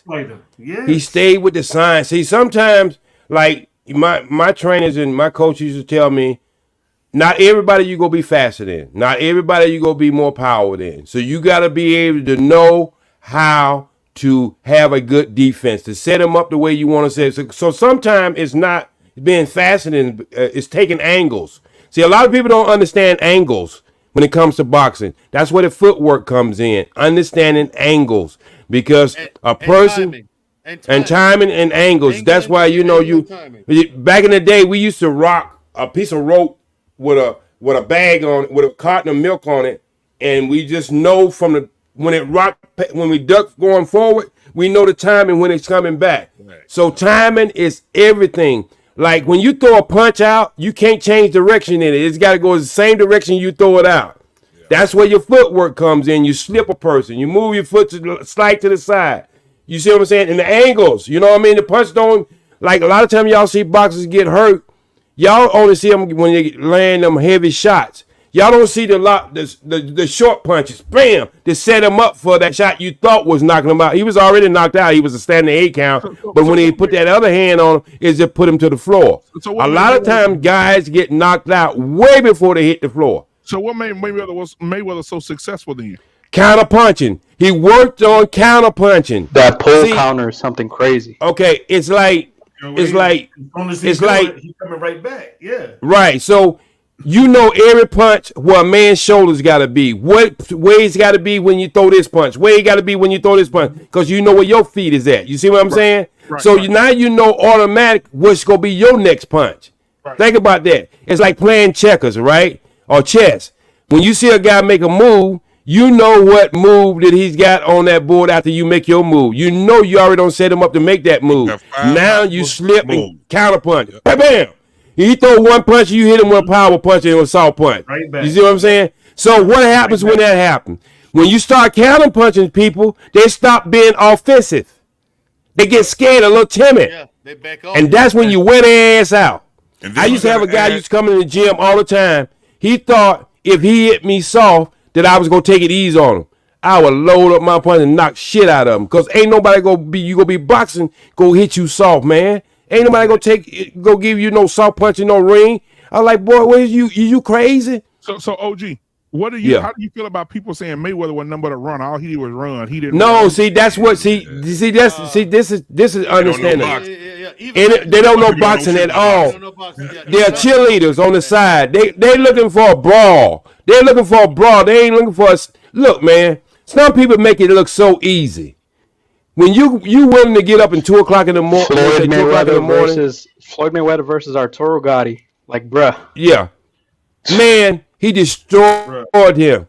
He sure Arturo Gotti. That was And your boy too. They told me he was too young. Man, I don't give a damn about that, bro. When he fought what's his name? Canelo. I don't give a damn. I don't want to hear nothing about no age. You can never tell. You can't never say a motherfucker's too young. Right, man. You can say that they too old. Mayweather took that boy to class, man. And this but you got to understand. This girl right here, she in Norfolk. She #1 in the nation, straight A's. I know. You got to understand. I'm supposed to interview her. You got to understand, Black Man Unfiltered. By the time I was 22 years old, I had already had 119 fights. So when they start talking that bullshit about people too young, you have to look at their amateur record. You see what I'm saying? Most amateurs come into profession with over 100 fights easily. So you think Canelo had that many all the time? That's why I got to give a lot of credit to Deontay, because Deontay Wilder didn't start until 18, 19 years old when he started. He was 21. So for him to do what he did, got a bronze in the Olympic Games, right? And had his career. I got to give him respect. That show you how much power he had. Yeah, that shows you how much power this motherfucker had. He can't box at all. Hold on. Wilder was 21 when he first started boxing. When he first walked into a boxing gym, he was 21 years old. That's late. That's power. That's real old. So most guys got 10 years easy on him then. Easy, 10 years of boxing experience on him when he started. Yeah. I would have had 10 years of experience. Hey man, what do you guys think about Davis? Tank Davis. Talented. He's nice. Now you talk about Shaq Hook. Now Shaq Hook that last fight. Did he set him up so good, bro? He set him up pretty for 6 rounds. For 6 rounds, he just kept blowing him. In fact, he told him. He talked to the crowd. He was talking to the crowd. Said, "Look, I'm about to knock this dude out." He was like, "Watch this." And then bam, he caught him with the check hook. That was almost a copy of Floyd and Hatton right there. Exactly. Is he the next Mayweather? Is he the next Mayweather? Is he? At this point, I think he's more entertaining in that. But the thing is, Mayweather was very entertaining. Right before 147. When he got to 147, he knew he wasn't going to have the power to really compete with these guys. So it became much more strategic, much more tactical. Counterpunch. It became a better counterpunch. 135, 140. He was. There you go, OG. He was just as good as those other guys. So hey, hold on. Yeah. So Mayweather said he could whoop Crawford today. Bullshit. Oh yeah, 100%. He's out of his fucking mind. What? He's out of his fucking mind. Man, please. He's talking about Terrence Crawford, Bud Crawford. Yeah. Crawford will whoop his ass. I think he can whoop his ass. You out of your fucking mind. So have you Crawford fight just like Floyd? Hold on. They asked Mayweather in the interview. I'm gonna find and put the link in the chat. They asked Mayweather. Crawford has more power, but that are fighting today like Crawford. He said, "Do you think you can put the gloves on and fight Crawford?" He said, "Oh, that's easy work." I believe it. He couldn't beat Crawford in his prime. Crawford is. You don't think so, man? No, I don't. Pretty boy Floyd knocked out so many people, bro. I don't care. No, Mr. Bennett, you don't think Mayweather got a chance? Listen, I would bet my life savings on that fight. You got a chance, but I don't think he'll win. A prime Mayweather versus a prime Crawford. Yeah, I still got to go with Mayweather. In their prime, in their prime, yeah. But I'm saying now, honestly, in history, there's only a couple guys I would ever pick over Mayweather in their prime. Sugar Ray Leonard is one of them. I got a feeling Sugar Ray. I think he give him the business. Yes. Outside of that, unless you want to go back to Sugar Ray Robinson or something like that. Sugar Ray Robinson was the fighter. What about Robinson? Yeah, Robinson was the fighter. That's the GOAT. That is the GOAT. There's never in history. But that's it. There's only a couple guys I would actually say going into. I would say this guy beats Mayweather. I would say that would be. The two Sugar Rays. That's about it. No, I can't think of anything. I would say LaMotta would beat him too. If LaMotta would beat him. Hold on. Let me finish. If Ray Robinson and LaMotta gets in the ring with Mayweather, Mayweather doesn't leave that ring alive if they don't. Oh my God. They would kill him literally. Oh my! I would like to see Pee Wee and Mayweather at their prime box. Sweet Pea. That wouldn't be. They say Styles. No. Believe it or not, Sometimes two defensive fighters brings out the best of each other because they already know what each other plan is. Good match. It'd have been a good match. It definitely because they're so quick, man. If you look at the video, if you look at the video, Marvin they show Hagler. Mayweather trying to hit Pee Wee. Mayweather, you crazy. Marvin Hagler would he kill couldn't hit Mayweather. Shit. He wouldn't go to 160. Yeah, but he's not going to 160 though. I didn't say he knocked out everybody, Poppy. We He's not talking like going to Mayweather 160 a bitch now. We talking like Mayweather trash now. You talking like Mayweather trash or something though, bro? Mayweather ain't trash, man. Come on now. I can't see that one. Completely one-sided. I agree with OG. I agree with OG. That would be a very good fight. But because they got a video. They have a video, but they have a video of Mayweather trying to hit Pee Wee, and Pee Wee was just ducking like this when Mayweather was younger. Yeah, they have it, and he's just like this. And Pee Wee, he ain't even got his arms up. He's just like this. That would be a good fight, bro. But even looking at it's got to be at the right weight though. At 135, I would watch that fight at 135. Like I said, because I don't think either one of them was as good. 135, they were at like their apex. Yeah. You know, in the near future, let me tell you something. In the near future, when they get these hybrid computers and they get all this stuff together, they're gonna be able to take fighters and program a computer and have fighters fight each other at their prime. I'm telling you, this is gonna happen. They're working on this now. Well, it's funny you say that, OG. Hold up, Mandrell. 1 second. It's funny you said that because in school 2 nights ago, because I'm taking mechatronics. Yes, sir. They said in CAD, what's happening in the virtual world as we speak. Say y'all car messing up. So a dude gonna be sitting at the thing. He gonna see exactly what your car is doing, and he gonna be able to fix your car simultaneously as he does it on the computer. That's what they're doing right now. So what you saying? Yeah. It's coming. Now, it's coming. I got a question for Bernard, OG, and Bennett. Now, Marvin Hagler is one of my favorite boxers. My number one favorite of all time is Mike Tyson because that was my inspiration to box in the first place. My favorite boxer is Sugar Ray Robinson.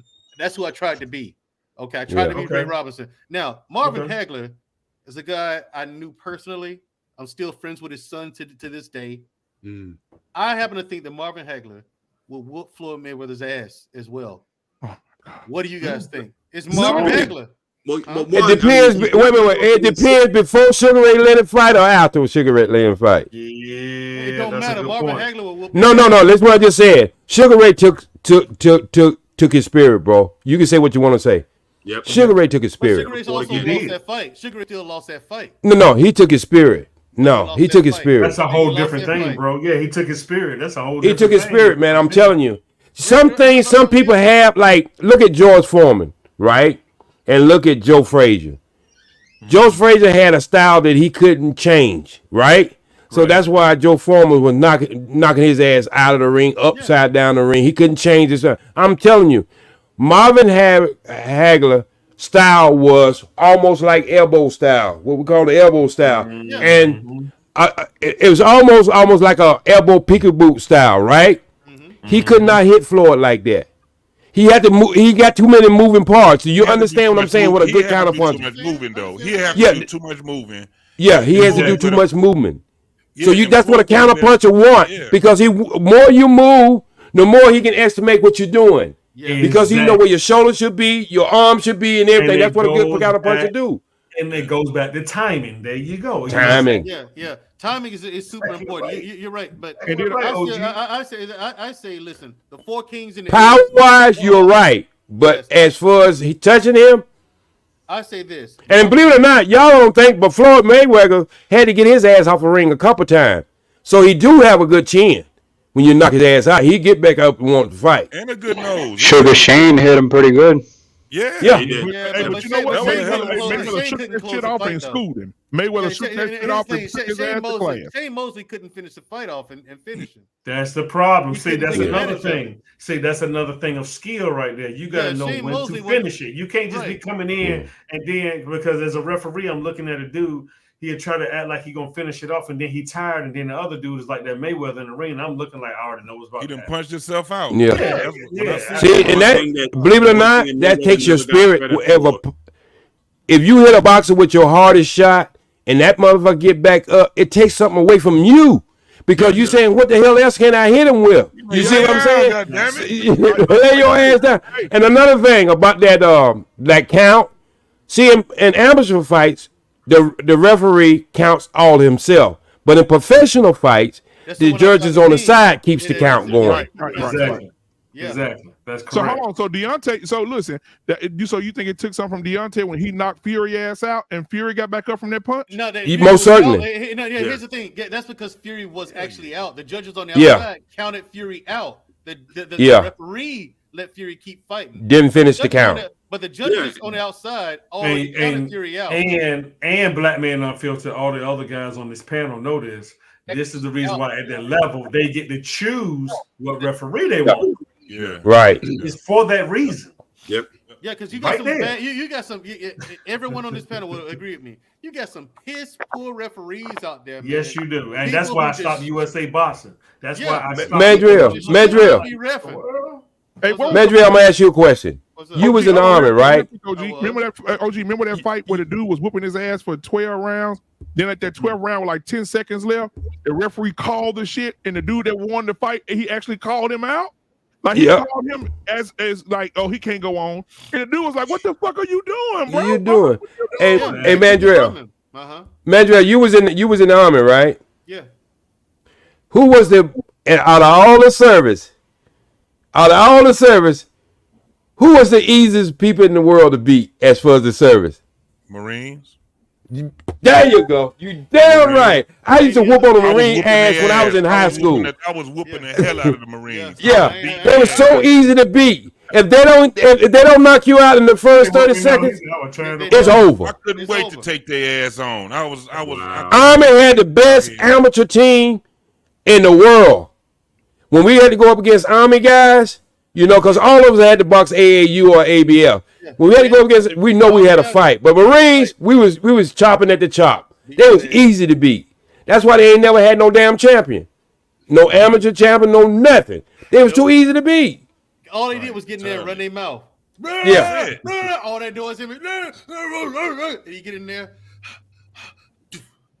Man, I was. You ever go to? I went to a competition. I was so goddamn. I was like, I'm knocking every one of y'all out. OG, I got one more question for you, OG. Yes, sir. Do you remember that fight where the dude got in the ring and they did a stare off and the dude walked out the ring and left the fight before it started? Yep, I seen that. I laughed the shit out of that. What is going through a boxer's mind when he just quit? He was scared. He was scared, man. Motherfucker. He was scared. I know some boxers. Hey, Black Man Unfiltered. Hey, I know some boxers. When you see him in the gym, you like, God damn, this guy is good. But as soon as he get in a real fight in the ring, he ain't shit. But he can train his ass off though. He can train his ass off. You be like, damn, this motherfucker right here gonna be a champion. Early video, Mike Tyson. He was an amateur. Mike Tyson was crying before his fights and everything because he didn't want to get in the ring. Yeah, I remember that. Yeah. He's with Teddy Atlas, and he's about to get in there, and he's crying, and then he gets in the ring, and he knocks the guy out in like 10 seconds. Hey man, anybody seen Holyfield? Holyfield, he try to fuck with my pigeons. Black Man.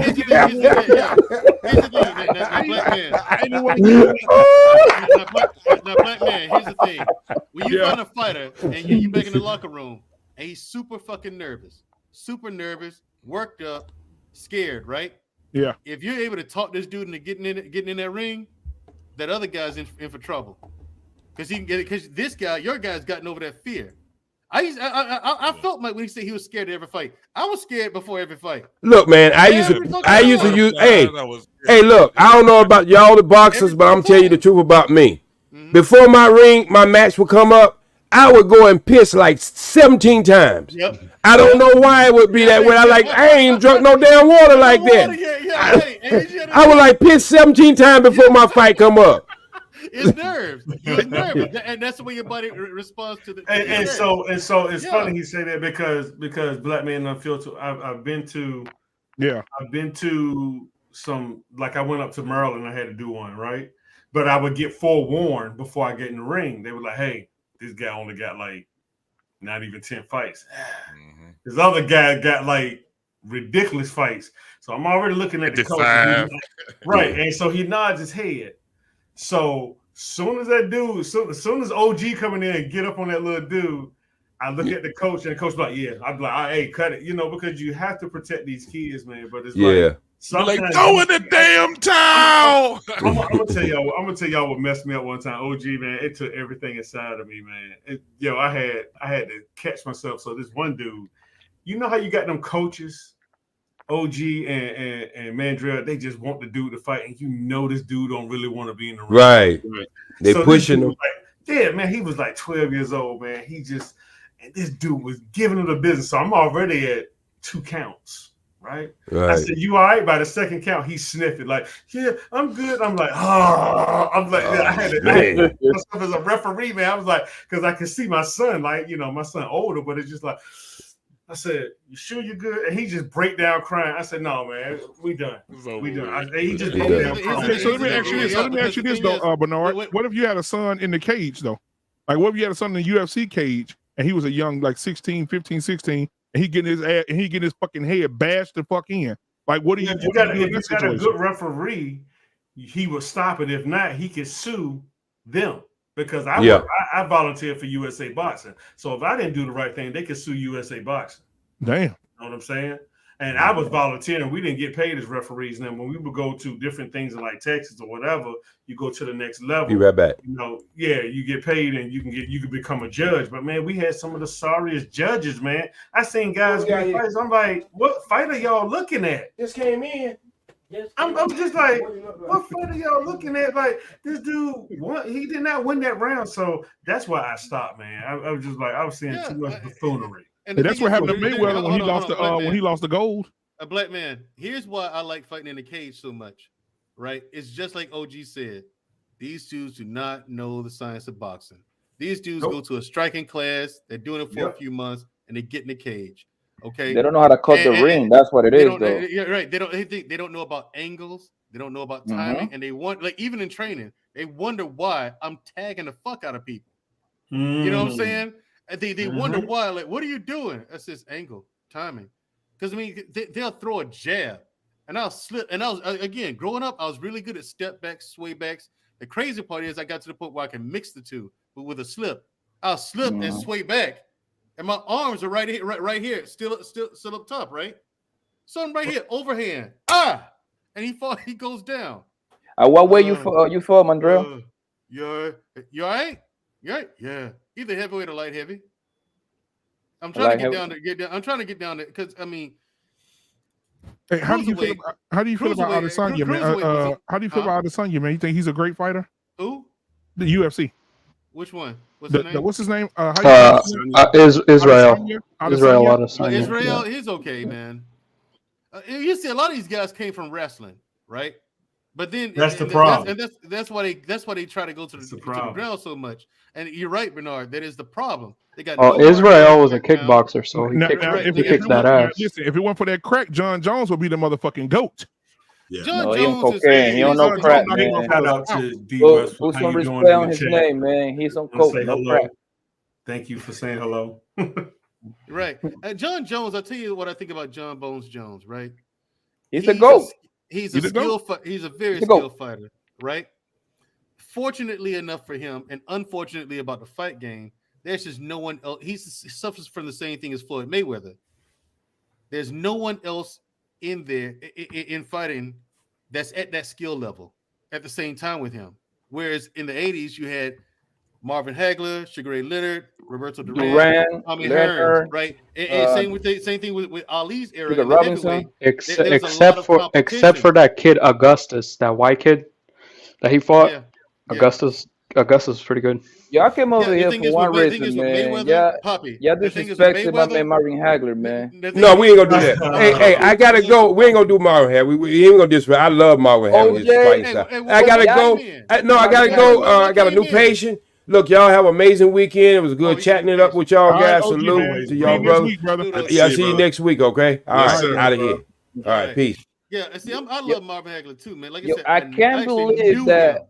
I can't believe everybody in here have the audacity, the nerve to say that Marvin Hagler wouldn't beat the shit out of Mayweather. Thank you. I believe you say that. Thank you. I've been saying that in the chat the whole night. I'm like, bro, I don't think so, bro. Do people know what kind of animal Marvin Hagler was, bro? Thank you. Hey, you could be an animal. That's fine, bro. Mike Tyson was an animal too. I didn't pick him over. I didn't pick him away because that's too big. I mean, Mayweather fighting at 160. Marvin Hagler, most of his best fight, he came down to 153, 152. That was, most of his fight was in the 150. Still would have had to come down a little more though. Yeah, because Mayweather always fight at 147 though. 147, 150. He came up 135 though. He's still going to be clearly the much smaller man though. I mean, so I'm not picking Mayweather over Hagler. What happened to his world class skill and all that bullshit? No, I still would pick Mayweather. I still would pick Mayweather. I don't think there's a fighter alive or dead that can adjust like Mayweather, bro. Exactly, that's the point. No, I give you two right now. Marvin Hagler and Tommy Hearns would have knocked him out. Tommy Hearns would have dropped him, bro. Yeah, that reach, he would have had that problem with that reach, bro. Yeah, Hearns would have knocked him Tommy out. Hearns got Daniel on that hand, bro. Got no chin though. Got no chin. You can touch Tommy though. Yeah, but that's perfect. That's my point because it's not like Mayweather doesn't have he's not a power puncher. It's like, how can I explain this? He got brittle hands. Tommy Hearns, he doesn't have to be a power puncher, bro. Listen, Floyd's gonna hit you at Mayweather because Floyd's gonna hit you with 3-4 punch combinations at a 44 ratio, and then by the time you hit round 8, you're like, yo, nobody out, bro. I can't do this, bro. Look, Lou. Here's the thing, Lou. Here's what I say when people say Mayweather is the greatest of all time, the GOAT. That's because those are people who don't know boxing. Sugar Ray Robinson, not Leonard, Robinson. Ray Robinson, right? By all boxing historians and boxers who know will agree with me. Ray Robinson is the greatest of all time, irrefutable. Mike Tyson agreed. Everyone does. Ray Robinson, you cannot be better than Ray Robinson. That's impossible. The man was knocking people out while moving backwards. That's Floyd has done that too. He isn't knocking anybody out by moving. Ricky Hatton got knocked out check hook. But knocking somebody out going backwards, that's a skill. That's a skill. No, because all your force usually comes from you swiveling going and by the way, you could kind of argue that the pull counter is a backwards tactic. It's not. Right? No, you're not. No, he was because you're baiting. You're baiting. Lou, you're misunderstanding. Okay. This defies the laws of physics. This is something that's supposed to be impossible, but this guy was doing it regularly. Yeah, because you're not sitting on your shot. You're not supposed to be able to do this, but Ray Robinson, there's nothing this guy could do. Go back and look at some of the old fight footage of him, dude. I'm gonna do it. I'm gonna do it. This guy was Lou. I This went guy back was and watched absolutely all incredible. the fights, bro. Incredible. He's the guy I tried to be. I wanted to be Mike Tyson. So I was learning peekaboo and everything. But then I saw even Mike, a lot of people don't know, bro. Even Mike would tell you. Yeah, they never watched. Even Mike would say Ray Robinson. Ali said gave it to Ray Robinson. Every as a heavyweight, bro. As a heavyweight, I got George Foreman, bro. George Foreman was a monster. I went back and watched all those fights. He's a dude you definitely want to be quicker than because you don't want none of that landing. None of it. Hell no. Honestly, I thought the second Foreman was better than the first Foreman. No, hell no. He was a much better boxer. The second time around, first time around, he was throwing those wide shots over the top.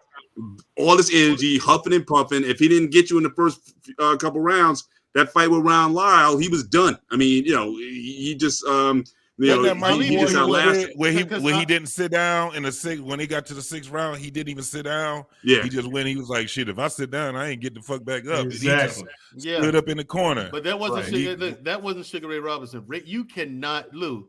I tell this to people who try to debate this with me. I'm like, good. Go back and watch some of the footage. Yeah, he is absolutely. I'm just a fan. I'm not a. I'll take you for your word. Because you know who taught Ali his footwork? Sugar Ray Robinson. Right. Now I'll ask you this, Mandrell. Let me ask you this, Mandrell. Since you just mentioned Ali, all right? Mm-hmm. Now again, that shot, that backward shot against Liston, I'm still calling fix on that. There's no way he would have knocked out Liston going backwards with that shot. That's an impossible shot, man. I mean, that fight was fixed. Nation was in on it. They, that fight was not on up and up. I don't care what they say about that. Listen, I'm gonna tell you about that. It was a Photoshop in it. I know what you're talking about. It was Photoshop. No Photoshop. He went down. Then he's like rolling around on the floor like he got hit with something. Like he's like Trevor Burbick trying to get up afterwards. I ain't gonna lie to you. To me, that shot looked like to me it didn't look strong enough, but goddamn, that man was a monster. That's what he got me. Like yo, I went back and like boxing was my first love. Right. I was a violent kid, so I used to box a lot, bro. Until this fucking Puerto Rican kid beat the shit out of me, and I quit. It was a lefty guy. Remember I told you the story? It's funny you say that. It's funny you say that. It's funny you say that because the area where I'm from, and then I'm gonna come down. But the area where I'm from, we would warn the kids. I was like, all right, look, we're going to Maryland, or we're going to DC. But I will warn them. But I will warn them. Watch this, what we know. Watch this. So these kids, they got the shoes. My kids, I said, look, these kids in these inner cities, they literally trying to fight their way out. I said, they can fight. Do you know we had to talk the kids off the bus numerous times? They wouldn't get off the bus. Because when you hit Maryland and DC area, those kids have nothing to lose. They coming in, they street shooting. Them Baltimore cats, man, coming in there with tennis shoes, Air Force Ones and boxing. Air Force Ones, because they don't have no boxing shoes. Yeah. And they getting it in. Lou, this is Sugar Ray Robinson behind me. That look like Alpo. This is the greatest boxer of all time. That's Alpo Martinez, bro. That's Sugar Ray Robinson, bro. Listen, I will watch a few fights and then we'll reconnect on that. I'm telling you, Ray Robinson. Yo, that's he won the hardest thing he as lost a boxer, look, bro. after his first fight, after his first loss, right, against Jake LaMotta, he comes back, beats Jake LaMotta, and wins 118 fights in a row. This is back in the time where you had one recognized champion. So if you had that belt, everybody on the planet is coming for you. And you were fighting once every 2 months. Wait, and you could not duck them. You could not duck a fight. There's no such thing as ducking a fight. At all. Ain't no my people don't talk with they people shit. It was like ain't none of that. They were gonna fight in the ring or outside the ring. Yeah, none of that. There was no bullshit. Nope. You had to fight. And you was fighting 3 times a month sometimes, Poppy. Kind of like UFC 1, Helio Gracie versus everybody. I get it. Who's a lefty over here, yo? Who's a lefty over here? Oh, no, me. I was the one. I was the problem child. I was the lefty. Yeah, I hate you niggas, man. I hate you. Now you know the craziest part. I didn't stand softball though. Oh, don't. So I had to learn. I was a very awkward fighter because when I came in, I was 19 when I came in. So I had to learn footwork. I had to learn how to sway. I had to learn a lot of things. And they were trying to get me to stand softball. So since I couldn't stand softball and do what I needed to do, they said, well, okay, we're just going to have him standing right.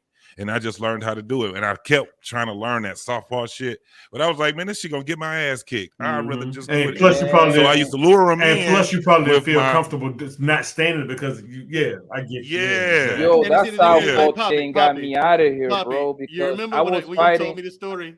I told you bro. everything was coming at you backwards, wasn't it? Bro, listen. Everything we was going from gym to gym, bro. I won 22 joints, 22 fights in a row. So I'm feeling myself. So, but to remind you, everybody's a righty. Yeah. Right? So we're equal field. We went to Jersey, bro. I never forget that thing. I think it was goddamn East Orange, New Jersey. Fan, this Puerto Rican kid got in the ring, fan. This little bastard he's backwards, bro. I'm like, yo, I'm looking at the coach like, yo, what is this? What is he doing? Everything's coming at you back. He knocked me out. Yeah. But yo, he did me dirty, bro. Right. It's weird just even dirty, look at you standing there. I got a friend of mine, like he's trying to learn to fight, and I told him he tries to fight right-handed. I said, you're left-handed. What are you doing? Well, I'm meant to be dexterous. I'm like, no, you're not. Just learn this style first, which is your strong way, your left hand. Learn this first. Then if you want to try it right-handed, you can do that. I'll teach you that too. And the thing is, he's trying to be me. Because I really am fighting. I really am an ambidextrous fighter. I try to. Right. I got knockout power in both hands, regardless of where I stand, right? And so I'm just like, bro, you don't understand. Just looking at you throws me off. Yeah. You're left-handed. Just looking at that right there. It's very right. And I didn't know how awkward it is. Am I right, Poppy? He was like, yeah. No, you're right. Just looking at it. When I was playing baseball, I was trying to be ambidextrous too. I was trying to go both ways. I was trying to hit from the And right and the left. see, like what Mandrell is saying, and even probably with What We Know podcast and Poppy Blanco, y'all could be the hardest because if I got two guys where their feet like this, I can stay on the open side. But if they opposite, I gotta dance with the dominant fighter. Yeah, because the dominant fighter is gonna make me swing around the ring with him. Yeah, you can't stay in the middle, and that's how you don't get hit. But the referee always looks for the dominant fighter, so I can just roll with him, especially if everybody's just on one side. What my mistake was, bro? My mistake was that I let him attack me. If I would have went in attack mode, I could have neutralized him a whole lot better. Well, that goes back to the counter punching. If your coach has taught you that, see, the counter punch is what is like, and what we know, and Mandrell knows what I'm talking about. You should too, Poppy. When you come right back at somebody after they give you what they got, they don't expect that. That's how you stun them. When you got them stunned, they instantly open. Yeah. When you get them back instantly, they usually open because they stun. And when they like this, you got them. Bernard, you're right, because I'm gonna tell you, when it came down to the official, we ended up, it was this one guy that I was fighting, and we kept, I don't know how it got to the point where the ref, he could not get out of that corner.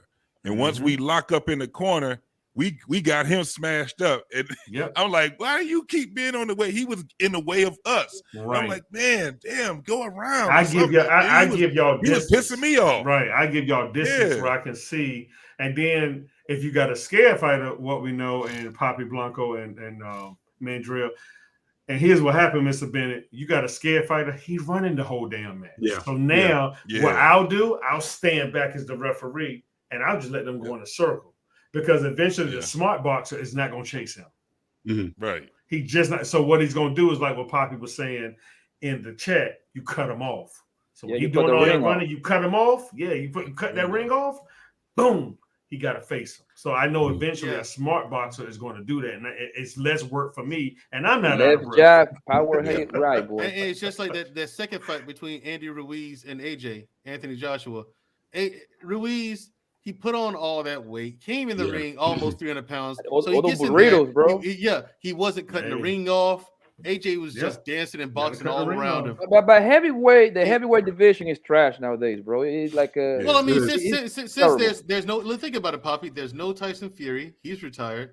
Wilder, he's talking about coming back, but Wilder is not going to be the same. One of the worst heavyweight. Wilder's one of the worst heavyweight I ever seen in my life, bro. But he's dangerous. And I didn't even make it to that. I never made it to like the big list, whatever. Yeah, I was nuts. I swear Wilder was throwing 1-2s the whole fight, bro. He was the heavyweight. But see, we have people work and being a technical fighter, bro. Right. But he's the most. I still say he's probably the most successful fighter though I've ever seen, simply because he did the most with the least. He had the least amount of tools, but the tool that he had, I can respect that. He used that overhand right. That's it. You know it's coming. No, and you still don't, and you still can't do anything. But here's the thing, Lou. Here's the thing, Lou. I've seen boxers also, and these brothers up here that's boxing tell you this too. It goes back to what Mr. Bennett said. Some guys knew all they had, so they mastered what all they had. Sure. Yeah. And once you master what all you had, and you just add a little bit of footwork, not even a lot, you can go far, because the main thing about any opponent is to study your opponent. You have to watch their footage. Yeah, but this is a reason. You have to see how they turn. This is the reason why I say he's the worst, bro. Because that lets you know how trash the competition was. That tells you right there. If he's the best, this man couldn't box himself. That means that the person that he's fighting are a bunch of farmers and truckers and all these people, bro. But Poppy, you right there. But Poppy, let's get credit where credit's due. Now, this dude had a nuclear bomb in their right hand. Yeah, that's why when for the times that he threw whenever hold on, Poppy, real quick. Whenever those punches, bro. Whenever he threw, he had a mean one too. Yeah, but then thing was coming from awkward angles. He was throwing punches like from back here. No, you're right.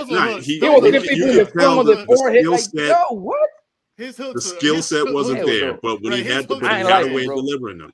His hooks were trash. Whenever he threw a third punch after that, why I despise, it worked. Hold on 1 second, look, 1 second. I'm gonna tell you why I despise that man, bro.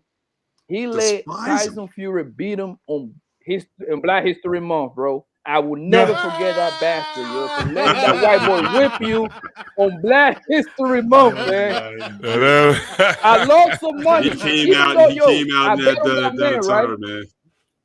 I bet on that man like $200 with my homie, so but I did it out of pure heart. Well, now we know the real reason. Now we know the real reason. Yeah, listen, out of pure heart. I ain't gonna lie. Get out of out of here. pure heart. All right, Bernard. See you next time, bro. Hey, I enjoyed y'all, bro. Let me know when you do that interview with that boxer. Oh yeah, I will. Know. I got Janae coming up, and I'll make sure that I subscribe to you. What we know, so I'll let everybody know. But her mom, her dad, and me are real cool. Okay, and absolutely. Her little sister and little brother, they bad coming up behind them. Okay, so yeah, I definitely want to know that, man. Yeah. Yes, so I got footage coming up. So I will holler at you, brothers. Peace and love to everybody, man. All right, brother. You take it easy, brother. Right. Yep. All right. Yo, out of pure heart, bro, I was like, yo, let me bet. There is no way in hell Fury gonna let this white man beat him on February, son. He cannot possibly happen. Man, I was wrong, bro. I was there wrong, man.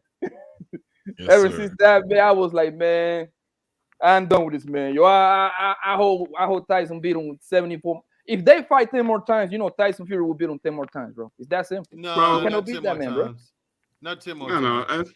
A good number, because again, even in the first fight, which I think he won, he was clearly won more rounds. But the knockdown in the ninth and the two knockdowns in the 12th round. The first one I would have gave it to him. He was down. It was close. I would have gave him the first fight. Was the 3 knockdowns. Was the first one when the judge left Fury? Yeah. He was more than 10 down for sure. Yeah. He was I don't think anybody would have gave him any problem if they would have gave him the first. So, guys, we're gonna go into the after show real quick, guys. I want to thank everybody for coming tonight and giving your support. Thank everybody that came on the panel. Man, these conversations are amazing. This is what barbershop really is, man. Different conversations, different topics.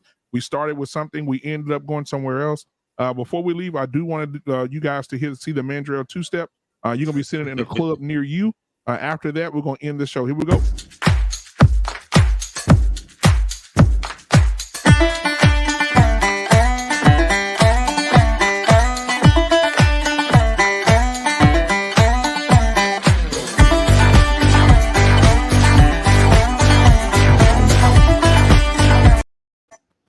All right, ladies and gentlemen, that's the Mandrell 2-step.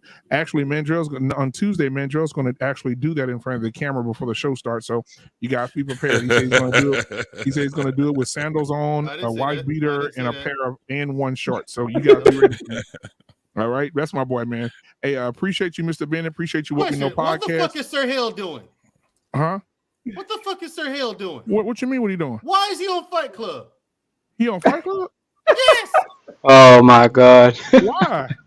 The preacher. Exactly. Why? Why are you there? Why are you there, Sir I'm finna text him and see. It must be something over there. Somebody must have said his name or something. He don't go unless somebody call him. All right. Well, but yeah, man. So I have to call him and say, look, get out of there, man. That ain't. Yeah. Thank you guys so much again, man. You guys are amazing. I appreciate each and every one of you guys for watching and being on the panel. And I'll see you guys on Tuesday.